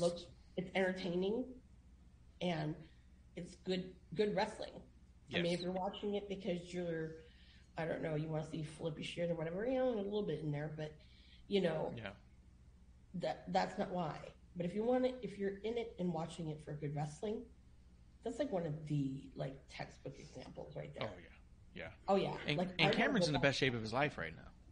Oh yeah. I He will put say on good this. size. Oh, he's got good size. There's tone and definition. I will say this because I've seen him many a time, and he always had the little gut, you know, whatever. Didn't, you know, whatever. But now I'm like, that's a different dude. And also it says something for this guy because he's normally a hairy person to shave his chest and all that. And yeah, get away from that caveman shit he did. Oh yeah. Yeah. So Yeah, he's stepping it up. He's invested. He's in it. oh, he's way invested, man. Right. And I will say that when he won the championship, and you know that for him, you know, that's all real shit because his dad, you know, was one that got him in, you know, into this, and you know, unfortunately he lost him, you know, unfortunately, and yeah, it was kind of touching. Now I still thought it was really touching too that the Hardys reached out to him too because that's who trained him.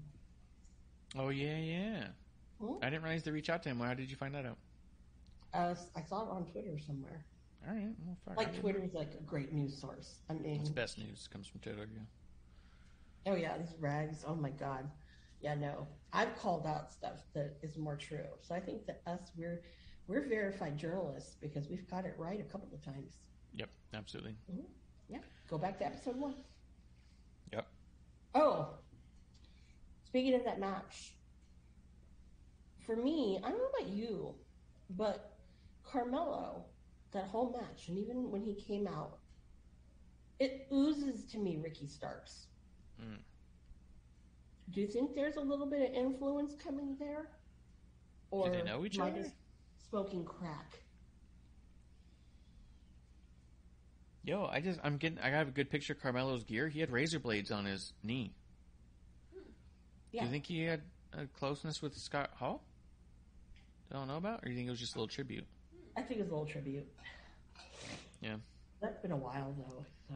Because at first I thought his gear was HBK inspired. It reminded me of the black and turquoise gear that HBK had. I think it was like in SummerSlam or something. Mm-hmm. But I don't know. I guess that's cool. But yeah. I don't know if I see it as Ricky Starks because Ricky Starks more pouty. It's brat. But he's But brat, no, I'm yeah. talking about the moves, and it's really like very styled. They're both, very good talkers in the mic. Mm. I think after seeing Trick wrestle, I'm like, dude, you need to go away from Carmelo. I love Carmelo. Don't get me wrong. Oh yeah. But yeah, Trick's got it. That's true too. I could also see. I mean, even if they don't split up, they need to start giving Trick more matches. Mm-hmm. Like, because it could be like how DX was, where Shawn and HBK were together, but they were constantly having singles matches. Yeah. You know what I mean? Like, they were a unit, but they weren't a tag team. And you could definitely do that with Trick and Carmelo. Mm-hmm. But you're not having Carmelo, or you're not having Trick wrestle almost at all, so you feel like he's just the hype man. And then when he came out and wrestled, it was awesome. But, yeah, as far as that goes, like, I think Carmelo's awesome. I don't know that I see Ricky. I also wonder if you're seeing a lot of Ricky in the Carmelo thing. Maybe that was WWE's answer to. Oh wait, this is. I think so. That's why I'm thinking other way. That's what I'm thinking. Is like they wanted him. I'm like, but y'all turned him down like 4 times. Yeah. And yeah, he's the pouty version of Carmelo, but it's the whole style and swag. Yeah, and then that's true. I think I was really kind of looking at it today with the entrance, and I was like, Yeah. But yeah, and some of the moves, there's a lot of same fluidity and that kind of stuff.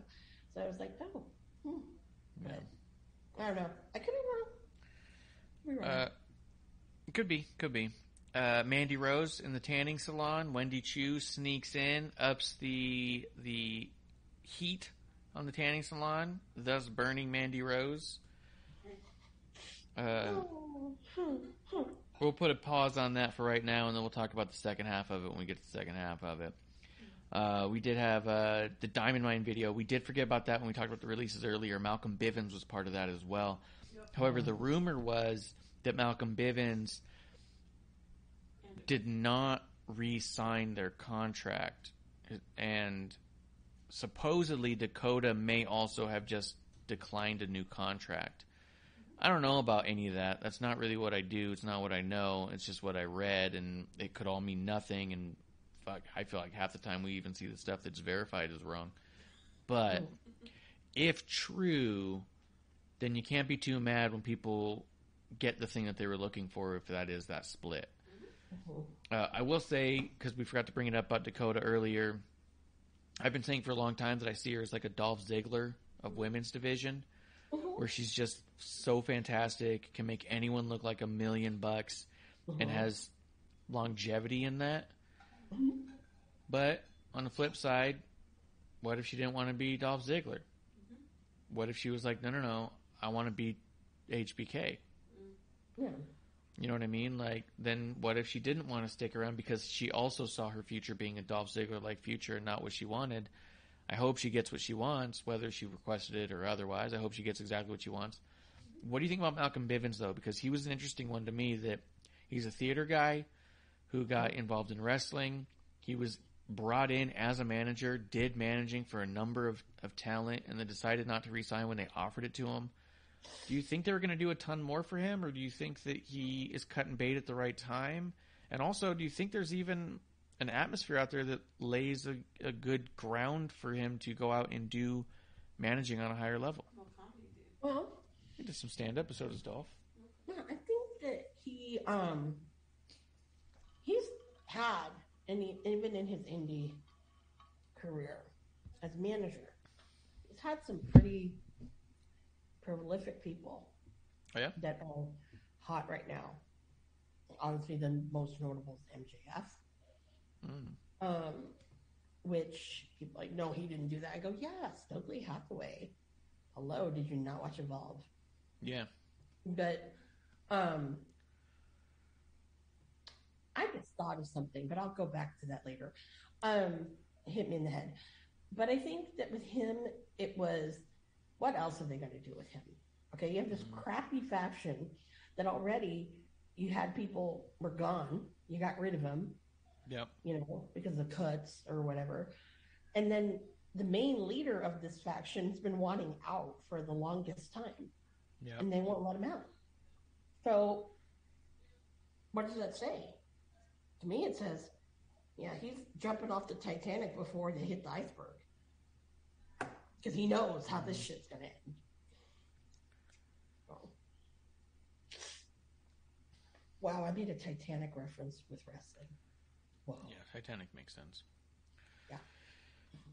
Or, if you go on a cruise ship and a side adventure happens, we all know that the only way out is going through the bottom.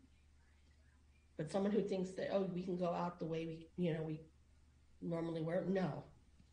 You're going to die. Because why? There's nowhere to breathe. There's no air.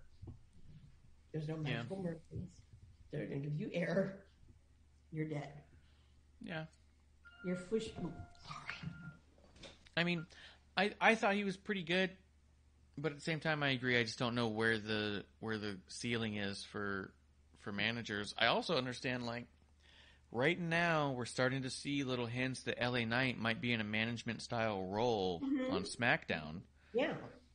I could see a frustration from Malcolm Bivens' standpoint too, where he's been in NXT this whole time as a manager, and now LA Knight is getting what appears to be a call-up in that manager role that's going to be a little more fluid. I imagine, it's fucking LA Knight. He's not going to talk you think for a second he won't talk himself into a match. It's going to be great. He'll be able to bring up a crew, talk himself into a fight. He'll be in the ring. He'll do it all. I've never seen Malcolm Bivens have the whole crowd eating out of the palm of his hand. I've never seen that. So when you have an LA Knight who, it took a little bit for people to get it. Yeah. But they're assholes down there at NXT, so, those fans, so whatever. But when they got it, yeah. And I even say to, think about it is, because I don't watch the other stuff, as we know. But I'm curious, does he have that command of people at SmackDown, the crowd? Or is it getting there?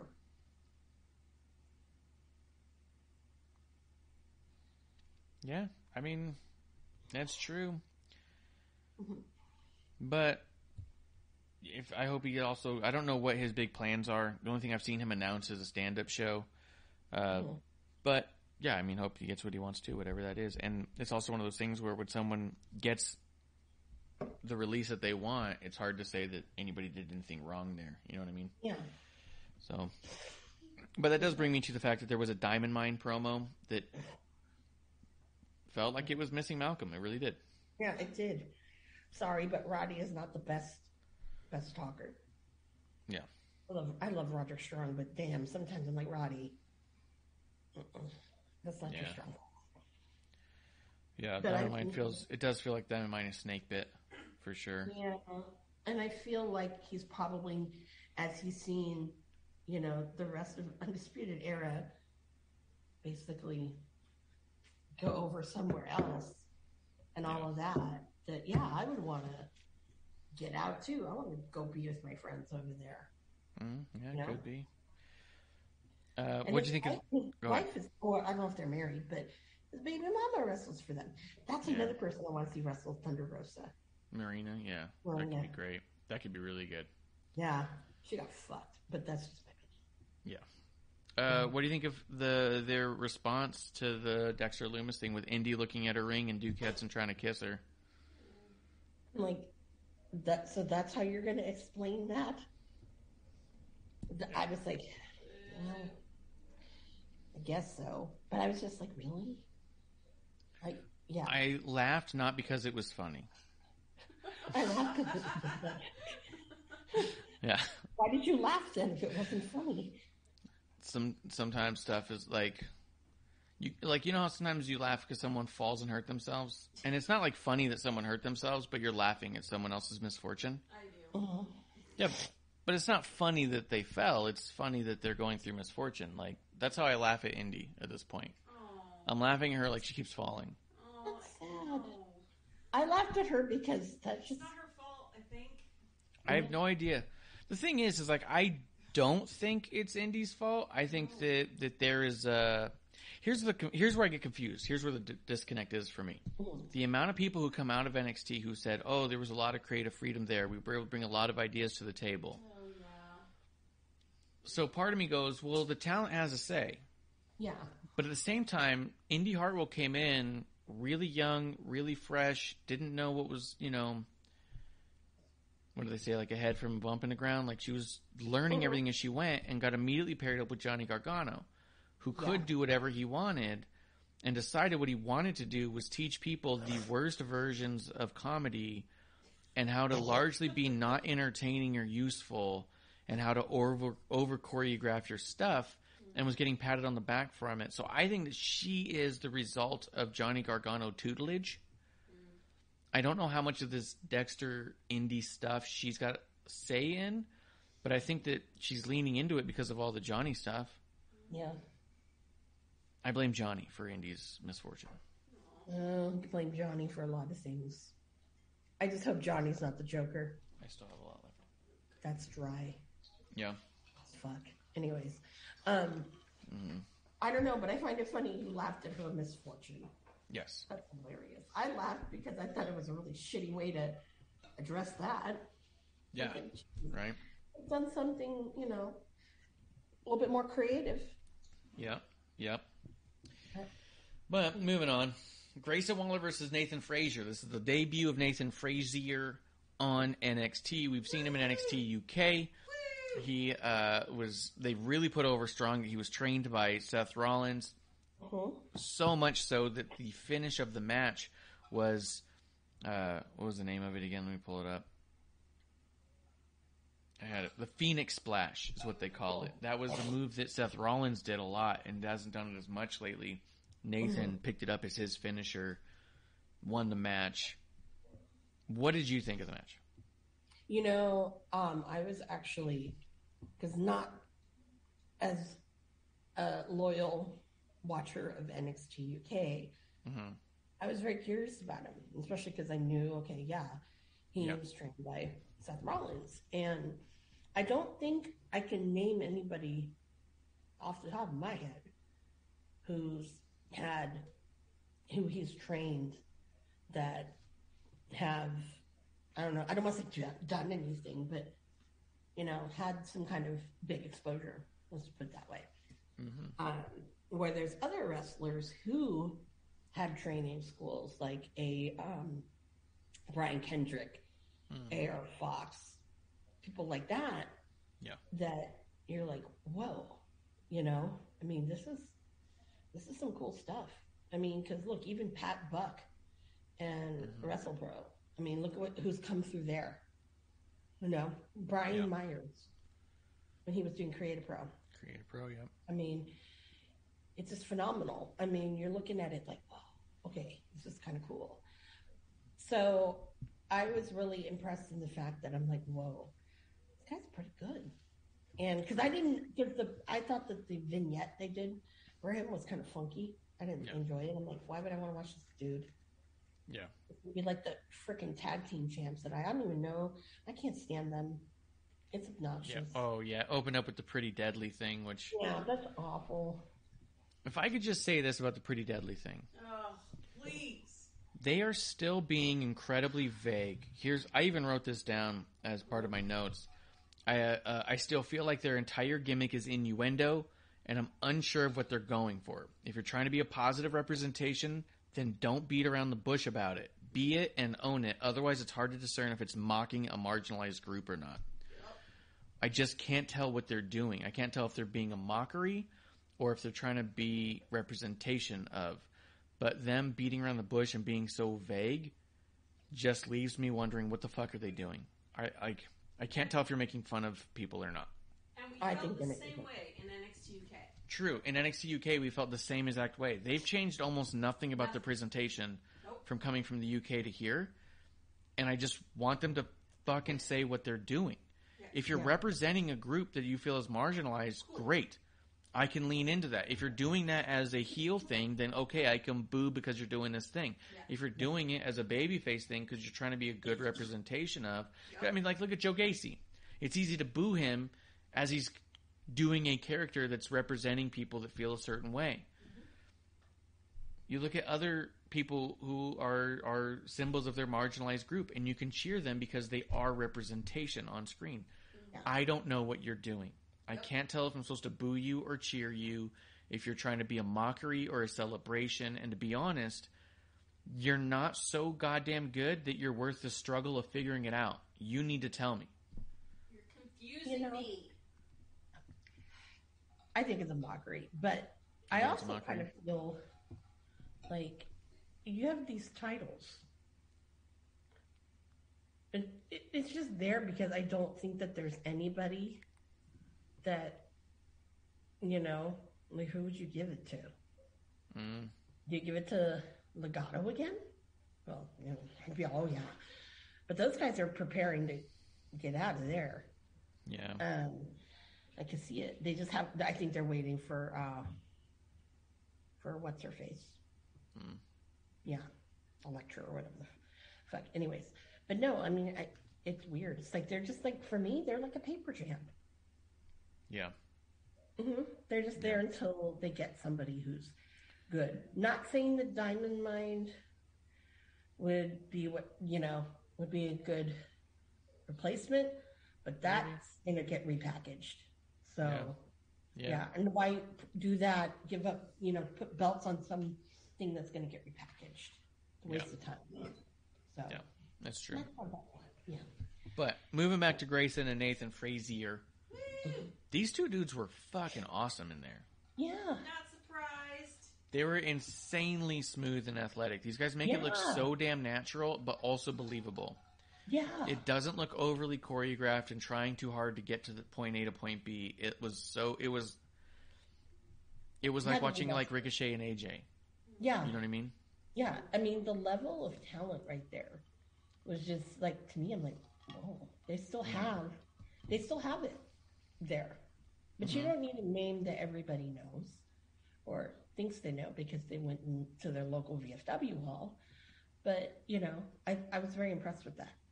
Because I know I kind of try to think of myself as a connoisseur of what I think good wrestling is. People don't agree with me, but I mean, I just was like, wow, because I'm at the point now, because I've seen so much, that you got to do something pretty fucking damn spectacular. And I'm not saying like flippy shit or, jumping off a 90-foot ladder or whatever. But if you're having these kind of matches that are fluid and solid and making it real, God forbid I say that about wrestling, it makes it more entertaining for me. It makes me want to watch. Because I don't think, other than probably the Cameron Grimes match this week, had that feeling to it too. But not as much as this match. So it was a pleasant surprise. I felt like this whole episode was surprisingly good. I'll be honest with you, I put off watching it till today because I was doing other stuff and just seeing the card. I was like, okay, it's gonna be decent matches, but it's gonna be what it is. As I was watching it, I was like, holy shit! Like I should have watched this live. This is awesome. Yeah, when you were telling me that, it was really good. I'm like, what? Because we'd been, I know, lack of a better term, we've been shitting on it lately. Like 2.0 has been really shitty. But it's been real static, if nothing else. It just feels like, okay, it's another NXT show. This one felt different. It felt bigger. It felt better. It felt like, I think they know what the vision is and where they're going. There's just a couple of bumps in the road. But other than that.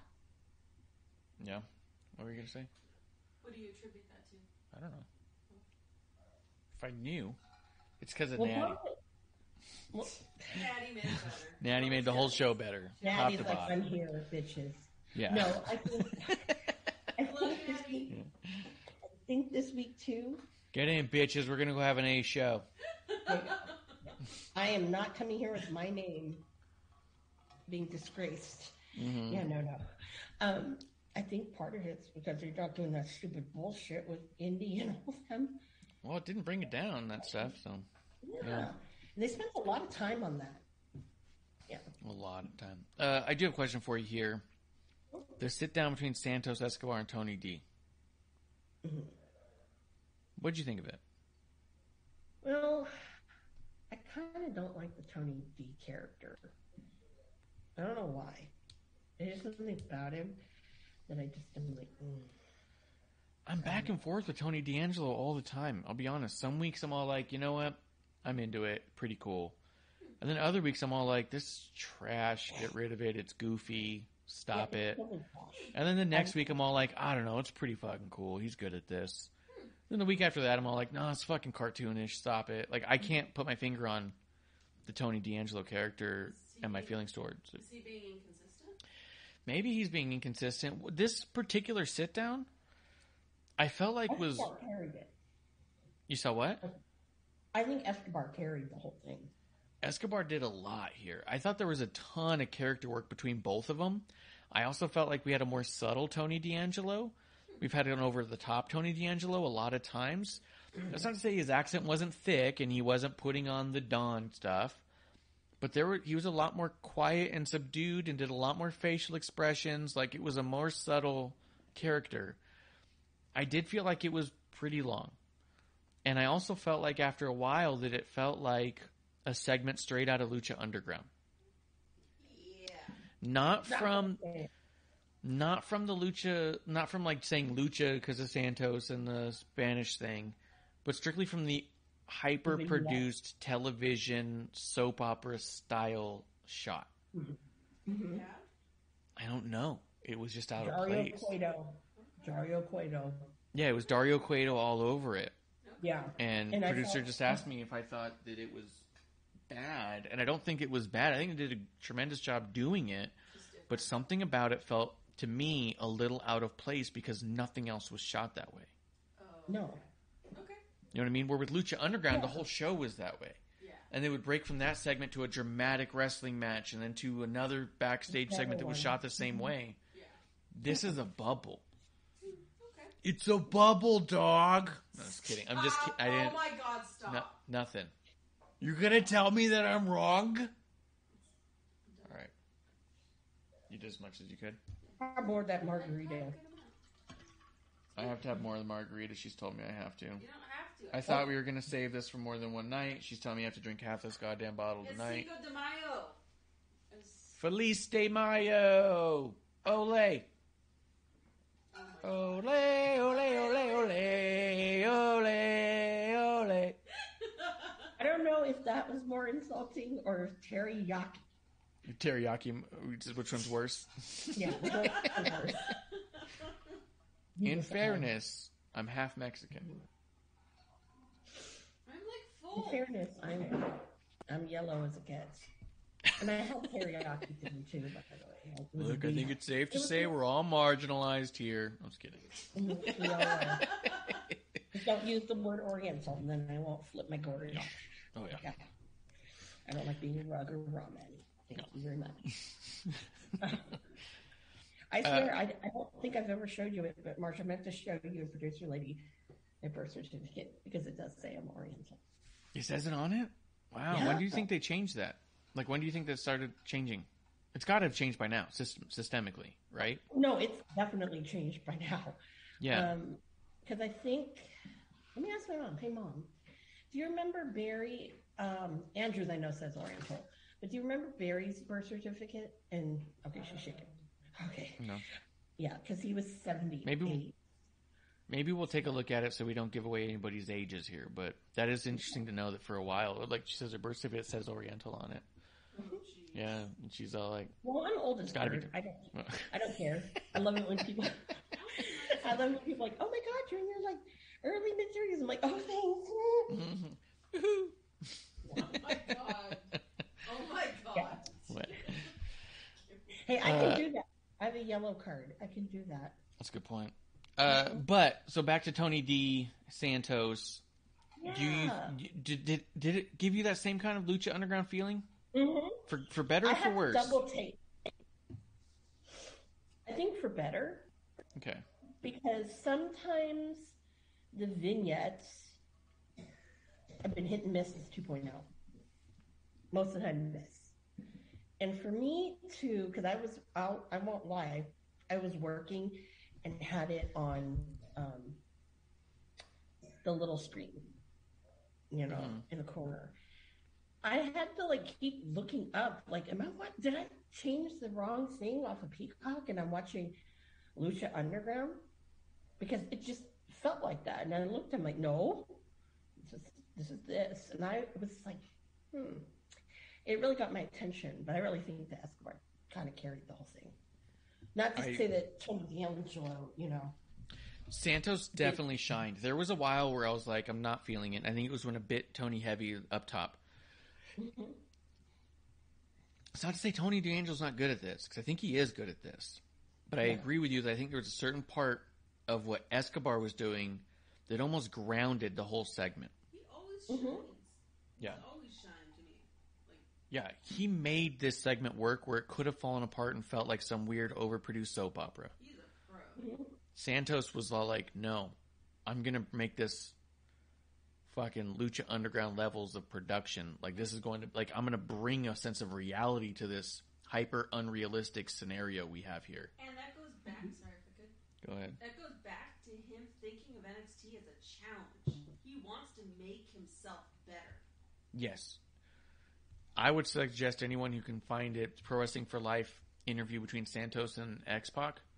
He really digs into what he's doing there, why he's doing it, what he's trying to get out of it, and how at like 20 years in, he feels like he's starting over brand new in a lot of ways. Like, he's not walking in there feeling like, I'm a veteran, I know how to do all this. He's walking in there like, here's a whole world of things that I'm new to, and I can learn a lot. And I can take everything as a challenge and be the best. And the fact that Santos is not on the main roster with gold of some kind to me is such a strange thing. Not that I think every character and every good wrestler needs to have a belt or a title or a championship to validate them. He's just so good, and he can carry that flag so well. I don't know why you wouldn't. Yeah. You know what I mean? Yeah, no, and I didn't realize until you just said it. I obviously knew he had a career before, but I didn't know he was like 20. He's been like over 20 years in. It's definitely over 10. I think it was like 16, 13 That's to 16. Like some of these guys, these ROH guys. Yeah, and they walked in there going like, trust me. Santos is walking in there going like, teach me. There's a difference. Yeah. And I think that is also probably, this is what they were hoping Andrade would kind of be. I think it's what they've been looking for a very long time. I wouldn't isolate that to Andrade. I would say Alberto Del Rio isn't what they thought they were going to get. No, I don't think so with him. Yeah, you know what I mean? I think that you can see a long line of Mexican-born talent come in and be pushed to certain degrees and never quite be what you think that they wanted him to be. And to me, Santos is all of those things. I can't understand why Vince doesn't see him and go, that's my guy.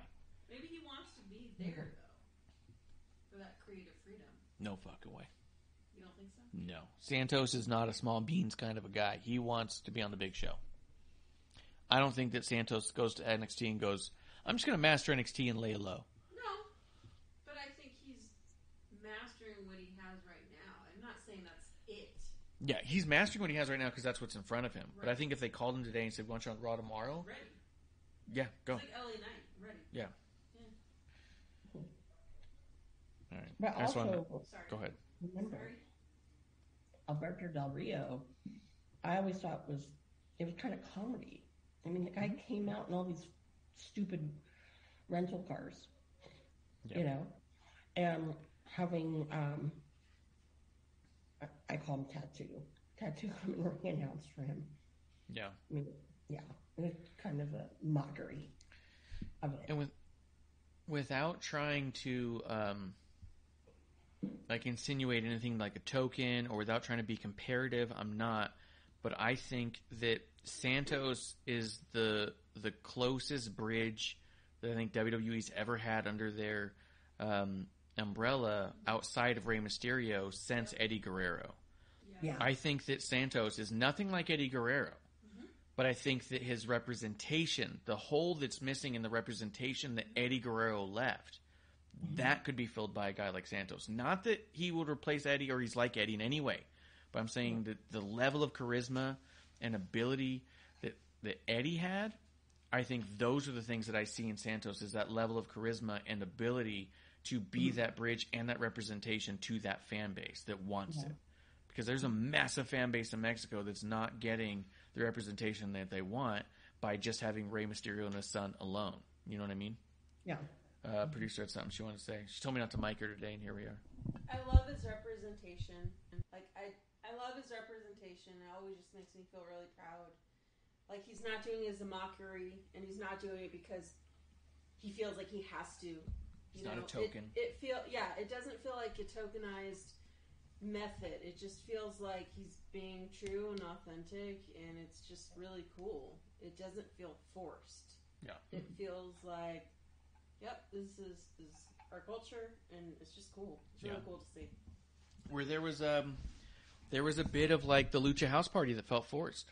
You know what I mean? Literally running out there with piñatas and candy felt like a forced thing. Like, what are you doing? Yeah. Santos goes out there in full mariachi gear, and it doesn't feel forced. It feels like something he's doing to celebrate. You know what I mean? There's like Thunder Rosa. She's celebrating. Yeah. And it's amazing. I think that whole faction, the way it's put together, I mean, that's really kind of, I think, what people down south really, south of the border, they want to see that because it's not there. And they know how good a lot of, because, all those luchadors and everything. And, it's like, I know you get some representation. I think Ring of Honor was like Ring of Mexico before they expanded. But, I really think that this is the answer. When they'll move it up to the main roster, I don't know. But I think the smart move would be doing it before WrestleMania. Yeah. Because of the Latino community in LA. Yep. Yeah. East LA will be like on fire. Yep. Everyone, yeah. Yeah. I agree. I'm come out and low right. I mean, that'd be funny, but no. And actually film a vignette at the temple. Because that's not that far away. That'd be cool. But, all right, let's move it along. It's funny because today I was like, well, I didn't even watch AEW. There's no way we're going long today. I'm wrong. You and I just talk too much. We have too much of a good time. We're just here with our drinking buddies, hanging out. It's a good time. The next thing I want to go through, I'm going to cut through a couple things, like some of the promo segments we don't got to go in through directly. But Nikita Lyons and Cora Jade versus Natalya and Lash Legend. What do you think of this match? Well,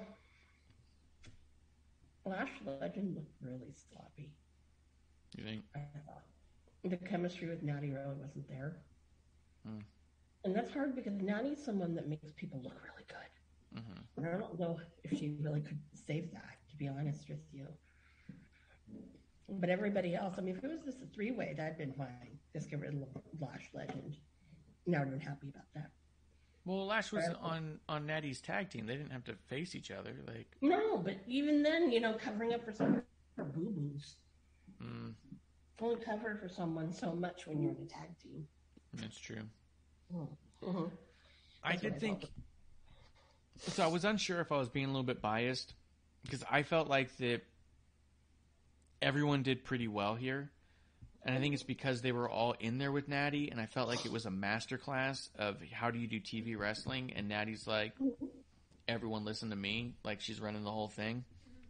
I did feel like there was a lot of miscommunication between her and Lash, but I also feel like I don't know how any of this stuff works. We're not going to pretend we're experts, but I've also heard in interviews that it's been a long time since people call stuff in the ring, that most matches are determined how it's going to go beforehand. And I saw Natty talking kind of a lot. I don't know if Natty was just trying to keep everyone to breast or if she was calling stuff in the ring, and I don't know if that flustered some people. Because Natty's also old school as fuck. Yep. Yeah. You know what I mean? Like, I could see her being like, we're changing this thing up, and then being like, you don't change things up. What do you mean? Like, you know what I mean? But overall, all three of these women with Natalya is fucking phenomenal for them. To be able to get that lesson. Oh yeah, absolutely. I'm not saying it was a bad thing, but I mean that's if there was any woman that's currently on the roster, because I don't think that. I mean, as great as like Becky, Bayley, Sasha, a lot of these gals are. Natty brings so much to the table. Because not only just her veteran status and her name, but I mean, she's done it all. She was in Japan. She's such a good resource. So I definitely think that, I would be flustered if I were in the match and she's there. Like, because, that's like, this is someone, I mean, if I wrestled, I would look up to her. Yep. I love her. I love Natty. And I feel like Natty just, WWE just, I don't know, just doesn't sometimes know what to do with her. But I think in that kind of that training kind of role and being like big sister, she shines that way. So it could have been everyone was nervous. I could be too. I could definitely see that. I could see as much as someone would be nervous to be in the ring with a Sasha or a Bayley or a Becky because of their just kind of name power and the inspiration that is them.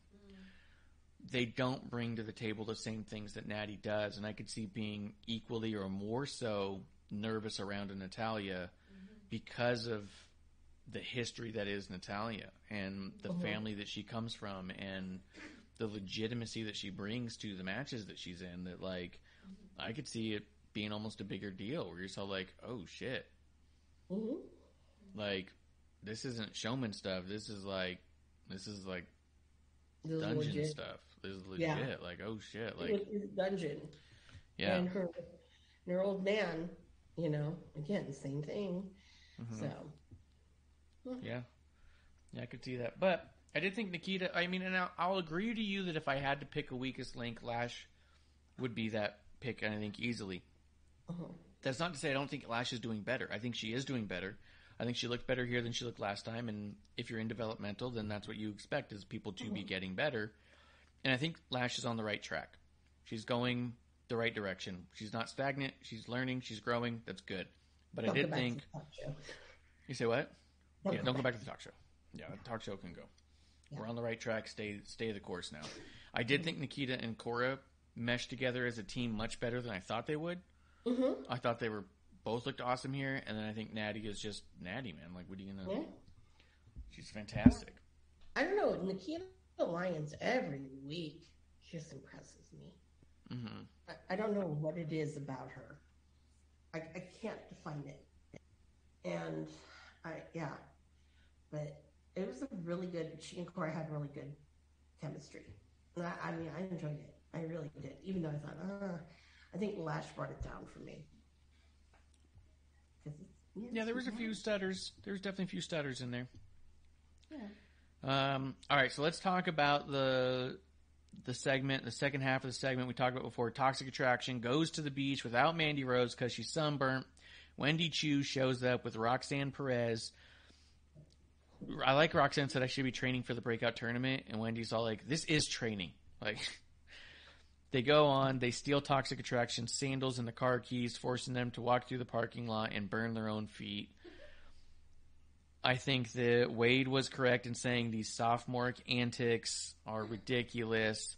I think Vic Joseph giggling about it was also correct. I had a feeling you were going to love all of it. Tell me what you think. Well, first of all, I had this feeling. I'm like, okay, when Mandy got in the tanning booth, I had not watched it. No spoilers, because I've been really kind of busy this week. And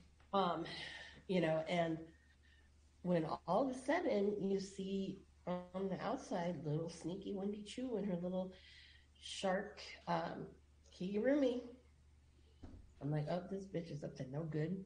And it's just like me, sipping on her damn, whatever she's got there, her slush alcohol, who knows? But I was like, oh my God, this is great. And I know some people don't like this kind of shit, but you know what? It's enjoyable because it breaks that monotony. And I think it really kind of lightened the show.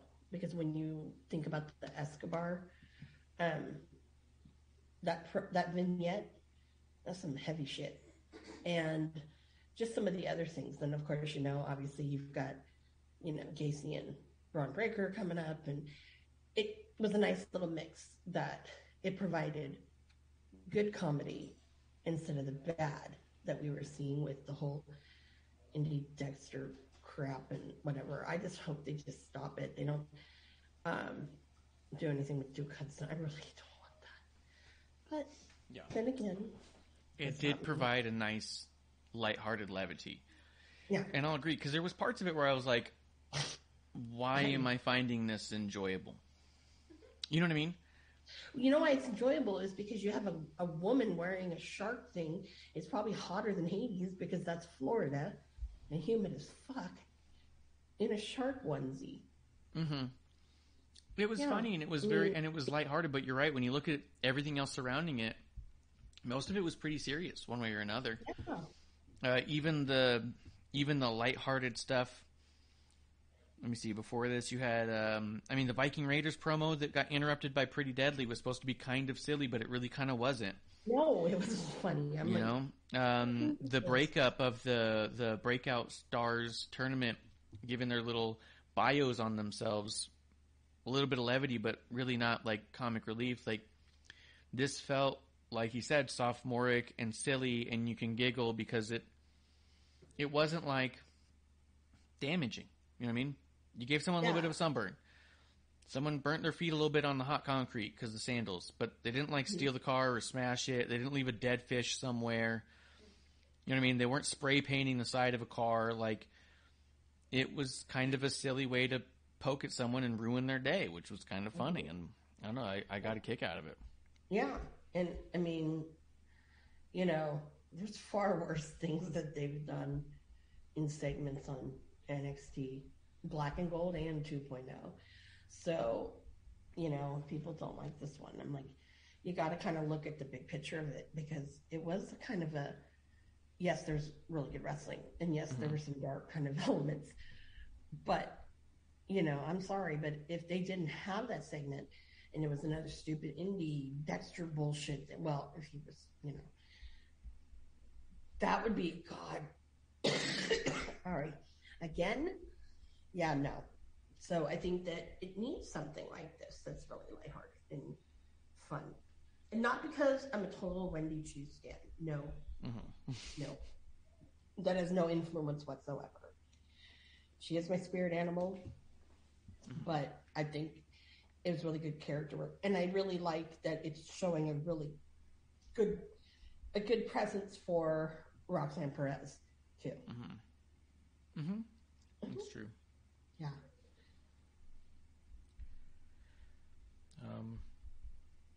Actually, it's a great point. It was a great use of Roxanne. And the fact that Roxanne showed up and she's been in the main event already, her second match, she's in a storyline with the champions of the women, between the tag team and the world, great standing for Roxanne immediately, and a good spot for her. It's amazing. I think that she is one of those pickups from the indies that they really see to put stock into her. And because they've had a couple flops. They've had some that have taken a while because it's been a slow build for Gigi Dolan. You know, it wasn't like she popped up whenever. I mean, yeah, there's a lot of polish you had to do. Yeah. But now it's like, goddamn, you know, she's wonderful. So I think that having the faith in someone like Roxanne Perez, it speaks volumes because people don't get that kind of treatment normally. So, it's true. Yeah. True. Definitely not during a time where WWE is definitely not getting any indie talent at all. Definitely during a time when NXT has completely changed the recruitment status to include 0 indie talent whatsoever. For them to bring in indie talent and push them like this, it's kind of like, okay, guys, maybe you all need to relax with your dirt sheet headlines, but it is what it is. Yeah. Just a little bit left here. Viking Raiders versus the Creed Brothers. For me, it made me miss the Viking Raiders on the main roster full time. Not that I thought it was bad. I thought it was such a good match. It reminded me of how fucking good the Viking Raiders are, and just annoy me that they're not utilized weekly on the main roster in the tag division as a strong team.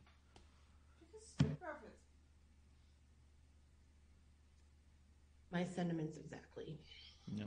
I mean, I love them as a tag team. I always have. Some of my favorite tag matches were of them in Japan. Yeah. And even some of the Ring of Honor ones, too. And it's just, they're so damn good. But I forget which Wrestle Kingdom I watched, but it was the one, you probably know the number. I don't know. I don't know if they're very high. It was like 13 or 14, I think. It was the first one with Kenny and Jericho, because that was my introduction to Japanese wrestling. Clump had given me his access to his NJPW account, said, watch this Wrestle Kingdom thing. It's, amazing. Yeah, they were one of my biggest takeaways. I was all like, this tag team, the War Machine. And I was like, holy shit, dude. Like, after like 8 hours of wrestling, the standout tag team to me was them, and they were still in my top 3 things I was talking about walking out of it. Yeah. You forget that they're the best in the world when you don't see them all the time. Yeah. And it's a shame because, like with FTR, there are very few, very, very few people who are in a great tag team that I would say, these guys are some of the best in the world. And I mean, I think that, Viking Raiders are the same there. It's a shame we don't get to see them more. But, I don't know the number of the WrestleMania, but I can tell you the Wrestle Kingdom. God. But I do know it was at least after Kenny Okada won. Yeah. Because Jericho came into that in the middle of all this crap.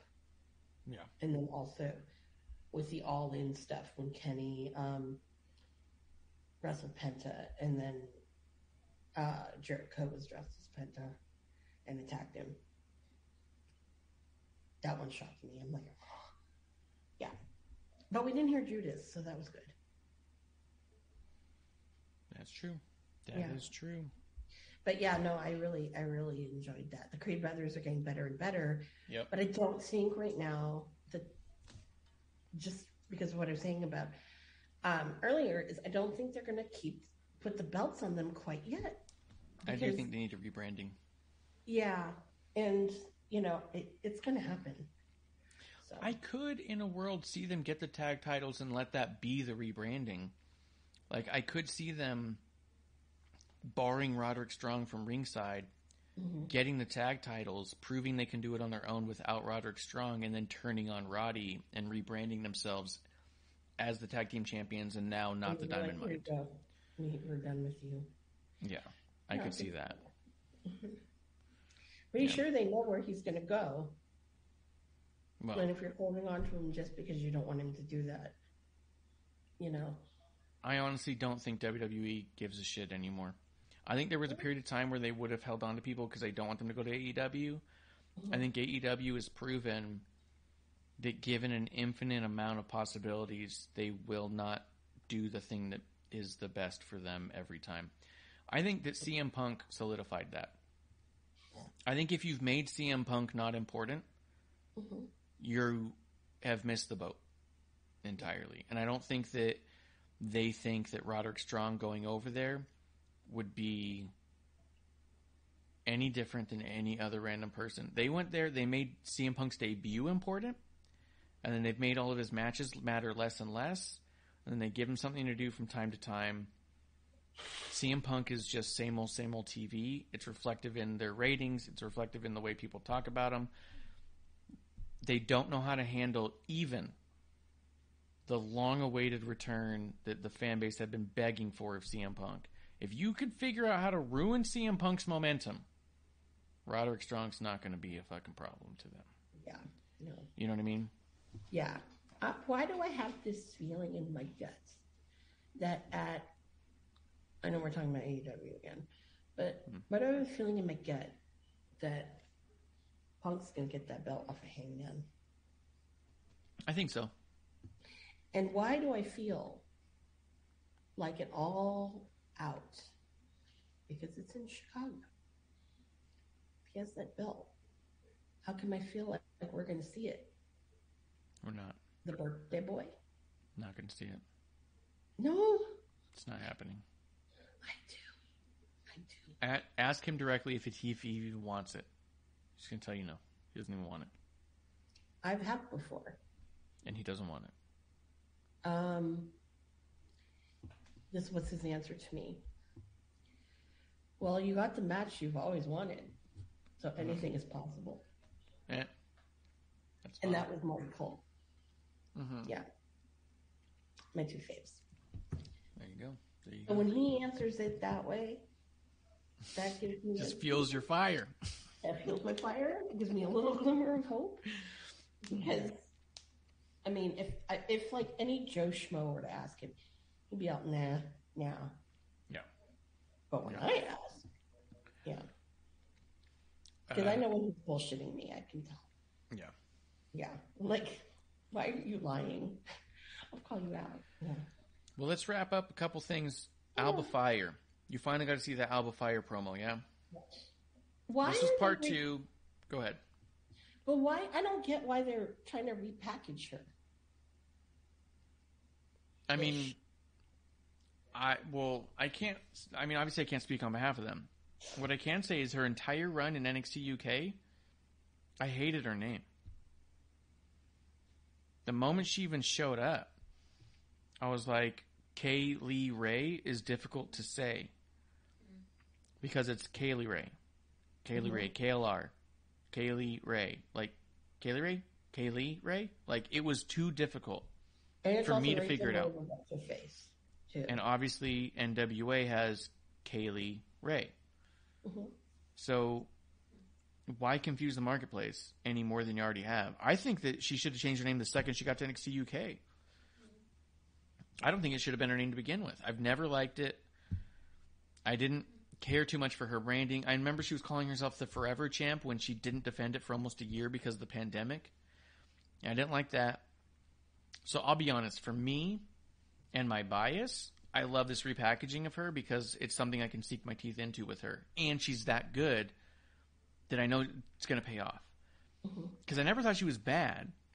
I just didn't like the content of her promos when she was talking about how she's undefeated but never had a title defense. And I didn't like the name because it was a stuttery name to begin with.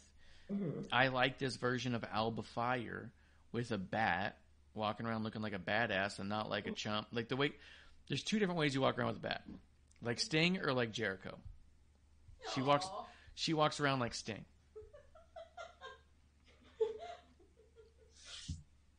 They both carry around bats, and one of them makes it look like a badass thing. The other one makes it look like it's a fucking big rubbery dildo he's walking around with. You chose well, my child. Yes.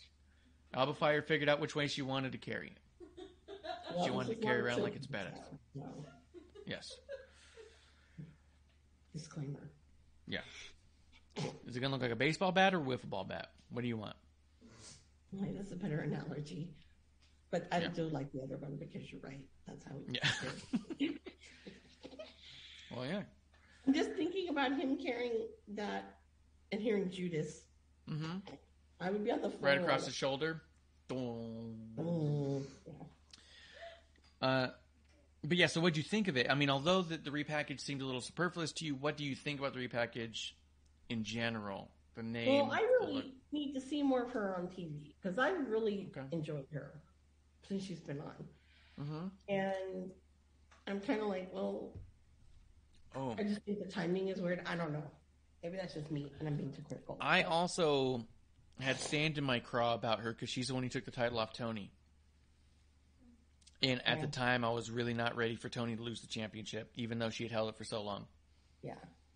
And I thought, well, at least she's going to go to NXT right away. And then she didn't. She stayed around NXT UK for a while. And so for me, I was all like, why the fuck would you do Toni Storm like that and not move her along right away, right? Like, so for me, there was a lot of bitterness there, if I'm being honest. Yeah. So I was kind of like, she's not all that. She's not better than Tony, right? But regardless of that, bottom line, she got it done in the ring every time. She does an amazing job in the ring every time. Mm-hmm. The things I didn't like about her, they've wiped away and replaced here. So I'm actually like more hyped than ever right now for her. Yeah. I will also say that I think when you talk about Tony in that vein, you know, AEW's narrative is they want, you know, her to look, everybody to look less than Britt Baker, which we're all like, what the fuck? So yeah, that'd be interesting to see. And before we talk the main event, do you have anything to say about the Briggs and Jensen backstage segment with the medical? That didn't even I didn't even get to finish what the synopsis was because you're like, stop it there. It's only going to get worse. When, what was it? Like not even like 30 seconds into it, I'm like, oh no, you're not going there. Immediately. It was like, let's do a backstage medical segment where the narrative of the entire thing is that Jensen masturbates so much that he'll have a benefit in recovery time. And let's make it obvious and weird. I'm surprised the medical, because of the way it was, I'm surprised they didn't have the trainer be like, your hand's a little sticky too. Like, they were right there with it. Come on. You know what I mean? It's already bad enough what they did. They didn't need to add that. Especially for those who figured it out in 30 seconds. So, yeah. But again, like I said, Wendy Chu and her sophomore antics, cute and funny. That was like, what the fuck are you doing? Yep. I'm like, why? You're right. Is anything that could have been cut? That would be the first thing to go. Oh, yeah. That and then the beginning. I don't know which was worse. The beginning or that. Yeah. No idea. Main event time. Braun Breaker, Joe Gacy, championship title match. I don't know how much Joe Gacy you've seen, because I know you don't catch every week, every time, in every match. Oh, no, I've been seeing a lot of Joe Gacy. You've been seeing, well, as far as like in-ring specific. No, I've been going back and looking, because he's kind of captivated me in the last couple of weeks. Yeah. What'd you think about this right here, this program? I'm like, I know they're keeping it on Braun for just a little bit. Mm-hmm. I need to see a run with Gacy with that belt. I think that'd be cool. Because I think he's been getting better and better since I've been seeing him. Yeah. And I think that they've done so well, or if he has any influence with that character, I mean, it's just that and his skills. I mean, together, it's like the deadly combination. And I love it. And of course, Braun's like amazing. So the both of them, I think it was like, damn. And you can't say the wrong person won, because it's like, damn, they're both good. But I think that this will probably go on a little bit, and when it's a bigger show, I think that's when it'll happen, and then that's when Braun will go. I think that'll be good, actually, because I think Gacy could make an incredible evil champion to be dethroned. Yeah. My big takeaway was that these two dudes are both rookies, so far as we know, and you'd never know it. Both of them are just absolutely incredible at what they're doing. I saw a lot of people trying to give Joe Gacy grief, and I know that Splinter Fox has come and said it a few times. They keep seeing Bray Wyatt in Joe Gacy. I don't see that. I said that the first time I saw him. Yeah, but the way you saw Joe Gacy and Bray Wyatt was that kind of commitment to character, a little bit creepy, a little bit backsided. They're seeing it as like a knockoff version of Bray Wyatt and a lesser than. No, I don't think he's trying to. I don't think he's trying to at all. No. I could see semi-inspiration. I could see him studying, but I don't see him as a knockoff whatsoever. No. He did do that one spot in the corner where he went upside down, and people responded to it so much that Bray Wyatt started trending. And people were saying that it was knockoff Bray Wyatt shit. But the thing is he's been doing that every match he's had. So why now are you saying it? Why now is it knockoff Bray Wyatt where the last 6 or 7 times we've seen it, it wasn't? You know what I mean?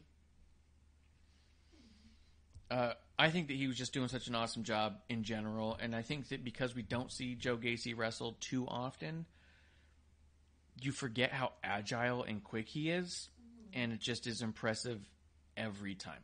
Like,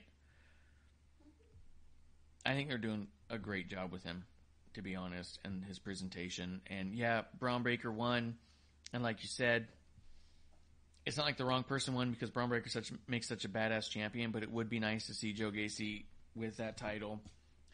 The thing that, because I believe you also watched it on Peacock, AmandaJayne, is the feed cut out right after the match when Braun Breaker is holding up the title.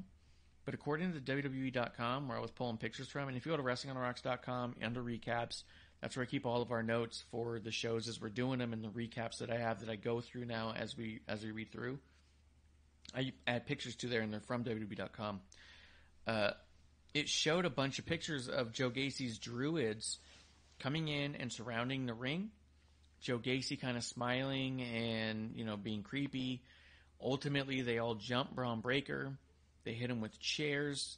Like, it was a series, 10 or 11 pictures. This went on for a while after the show cut on Peacock. And ultimately, they go over and they end up stretchering him out. But the druids are stretchering him out. They put him on the stretcher that is, homemade looking with burlap on the sides and barbed wire along the edges of it. And they carried Braun Breaker out like that. I thought that would have been amazing to see on TV. If it aired on TV with run over, cool. But Peacock, the fuck's the matter with you? Keep that part. The cock. Well, the cock is in a lot of trouble. Yeah. You lose Justin Lim on Fast X. That's a big money loss for them. So if you cut corners and things like, let's see this land segment, that's fine. Yeah. You don't need to, but yeah. Anything to add? Yeah. And then, with Gacy, I was just thinking about this, but with Gacy, even if he's not wrestling Braun for the belt, week after week or whatever, even having him and his druids do these psychological things. Yep. Great build up there, too. Yeah. I'm absolutely in. I do think it's a bummer Harlan's gone because I think he would have been perfect for this kind of stuff. But, is what it is. We get what we get. We just watch what we have. So I love that they're now taking a lot of big stock on Gacy, which is good. Because at first it was like, what the hell is this? And I thought it was going to be a train wreck. But now it's like, oh no. Right? Do you remember when Gacy debuted? Yeah. Do you remember how the IWC went berserk about how tone deaf it was, how awful it was, how WWE pulled the segment from their YouTube replays, about how it was this dismal failure and how they're going to pull back entirely and rebrand this guy completely? Mm-hmm. Here we are, fucking 4 months later. He's captivated you.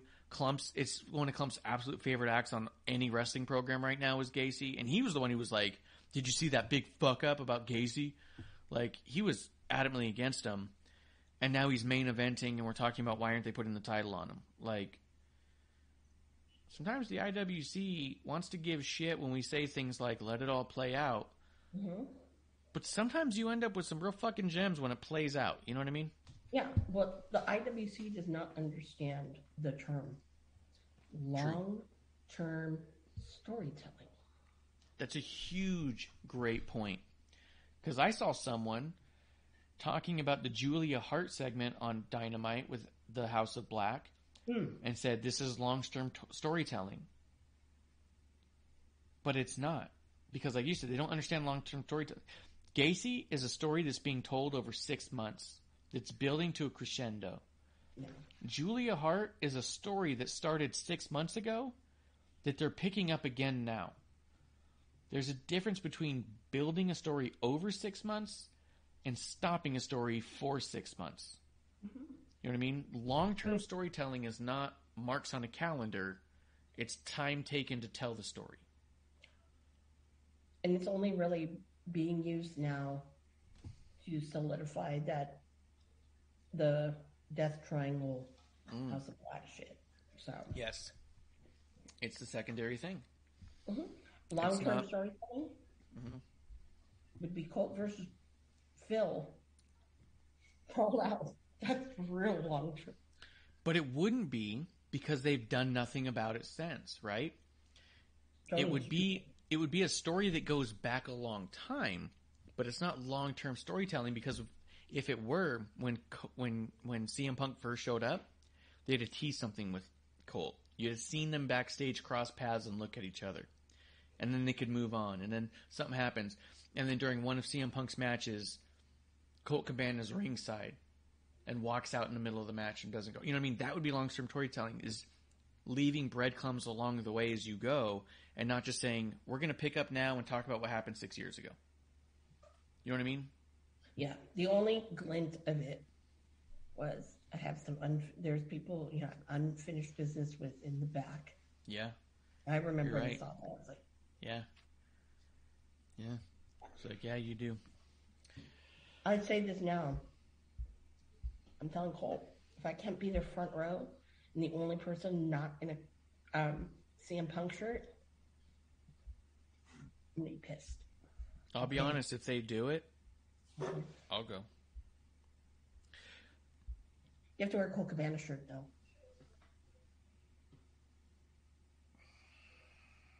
You don't have to buy one. I have tons. Okay. I'm like over almost 50. I do.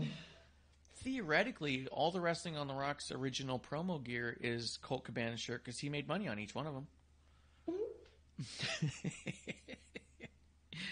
Yeah, he's just missing that dollar. He's like, damn it, Amanda, go back. No. Yeah. No. We need to do soft sell shirts again. Go back to that. I do it. Yeah. Get a little shirt of, maybe we'll make custom shirts of just you and the Boom Boom shirt, your little cartoon. It's big. The only other thing I was going to say, are you done with the shows? Yeah. This month is it Pacific Islander Awareness Month or Asian American Pacific Islander Heritage Month? That's what it's called. Shout out to my peeps, and I'm part of that. And we get 31 days because there's a whole bunch of us.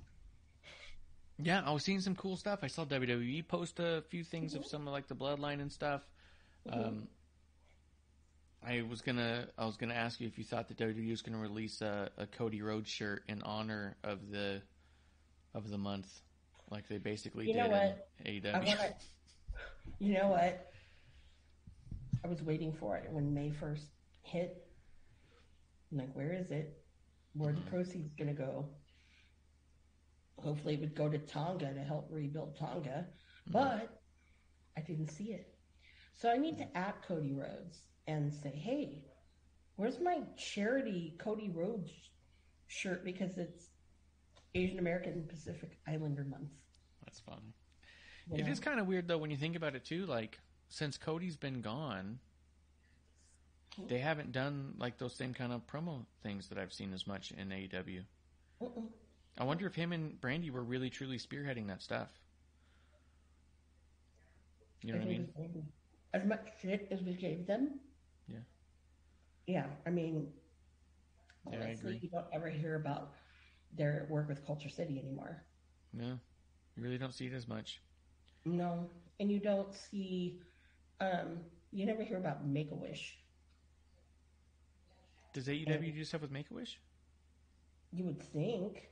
I hope. Yeah, but you don't hear about it. I know we can't all be John Cena. That's true. Like John Cena's Mary Poppins, practically perfect in every way. Yeah. It's true. We know what I'm talking about. Yeah.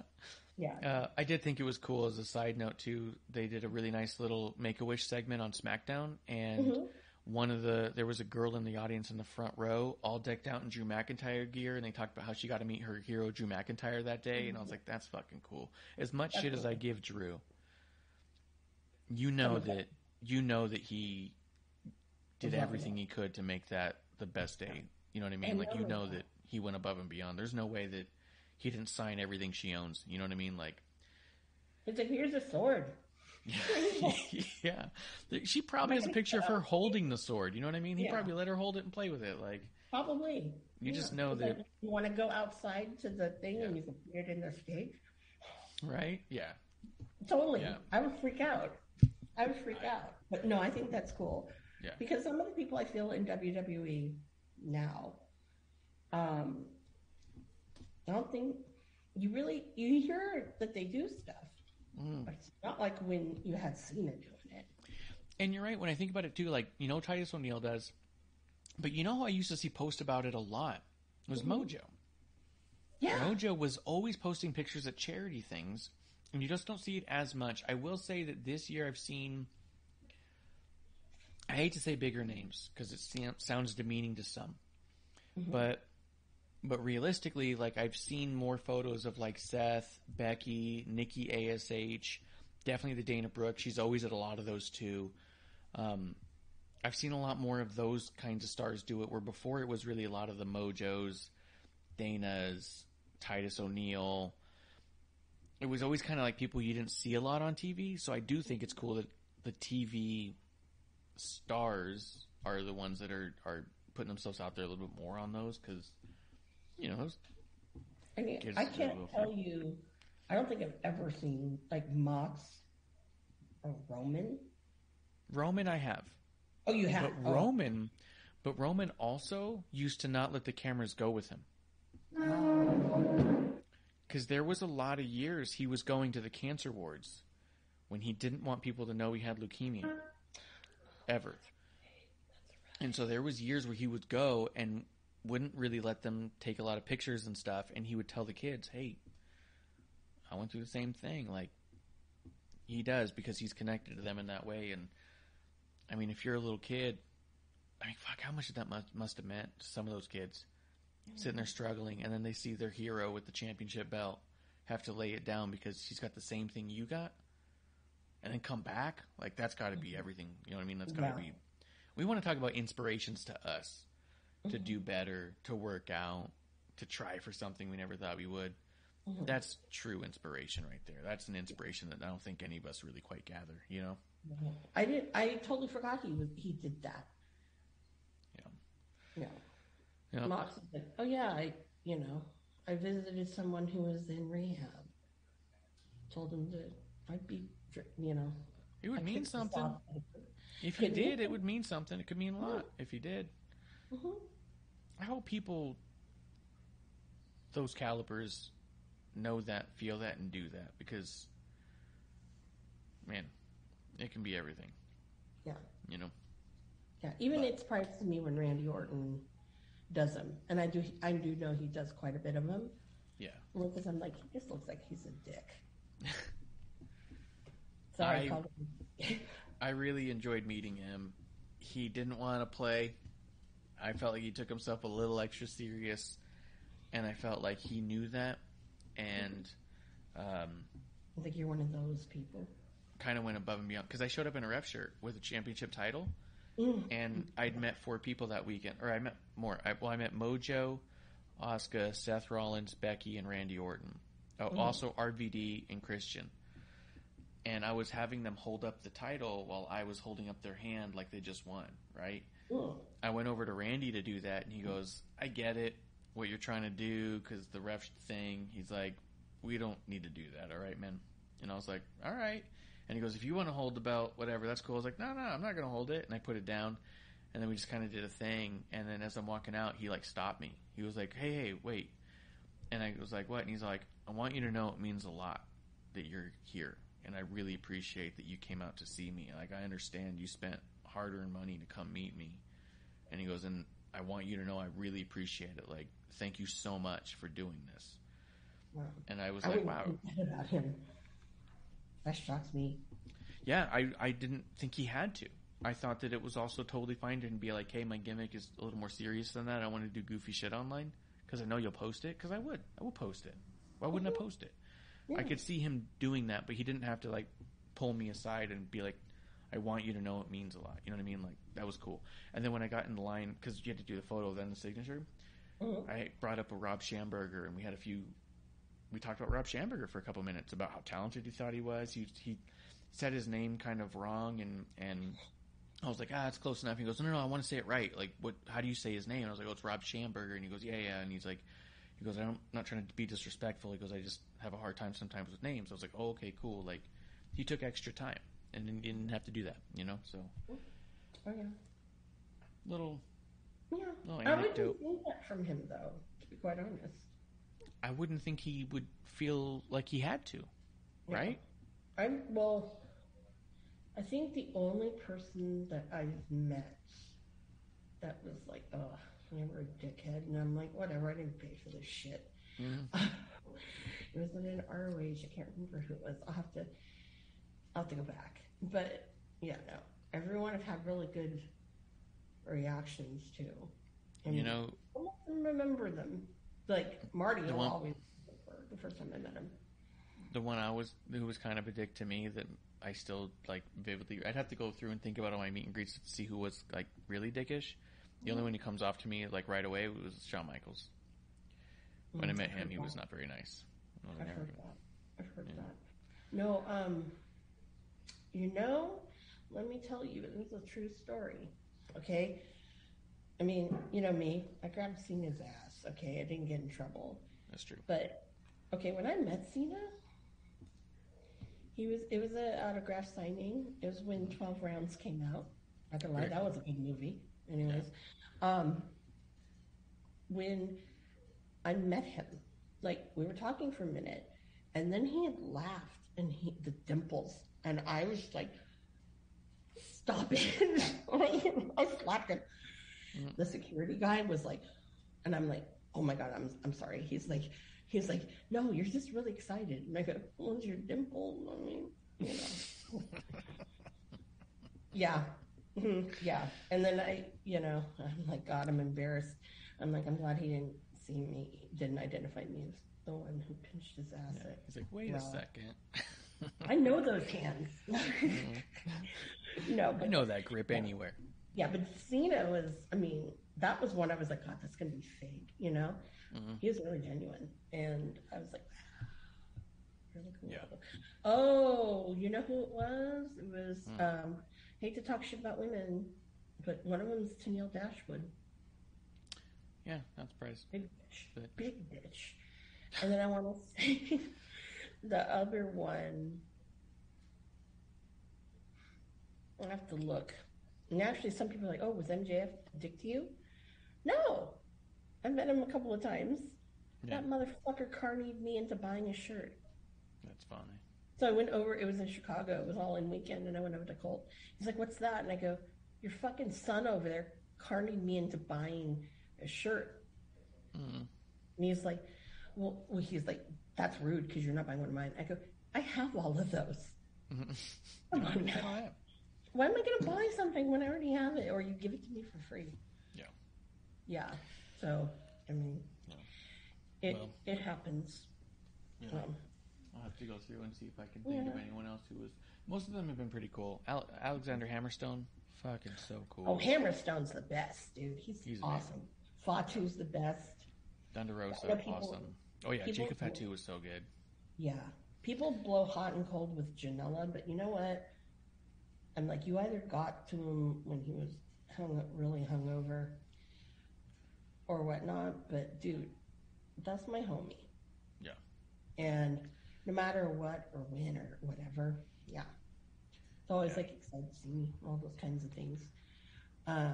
But, you know, it's all how you see it and whatnot. Because another one who's really great too, and you would not think he would be, is Johnny, insert your name. Oh, that's cool.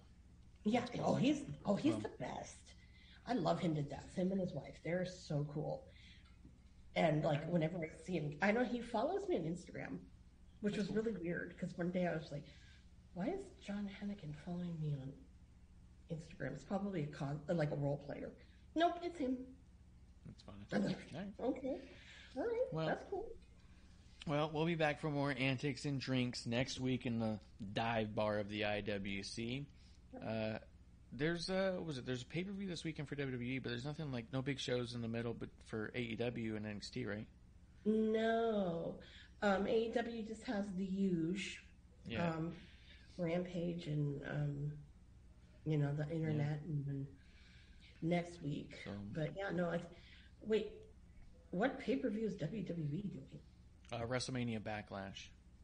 Oh, they're calling it cool WrestleMania Backlash when it used to be. You got Cody and Seth, Edge and AJ, the Bloodline versus RK Bro and Drew McIntyre. Like, it's got some cool stuff.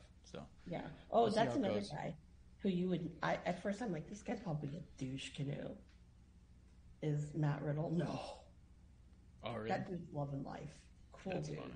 Yeah, That's he's nice. loving life. That's good, man. That's good. Well, guys, we will be back here next week for a brand new episode 1 right here in the dive bar of the IWC. That's last call. Cheers.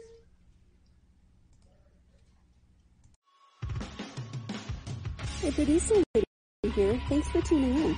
Continue to support us or buy us a drink by following and putting the I and subscribe on Twitch. Or subscribe and review our podcast on Apple Podcasts or wherever you listen to us. Cheers.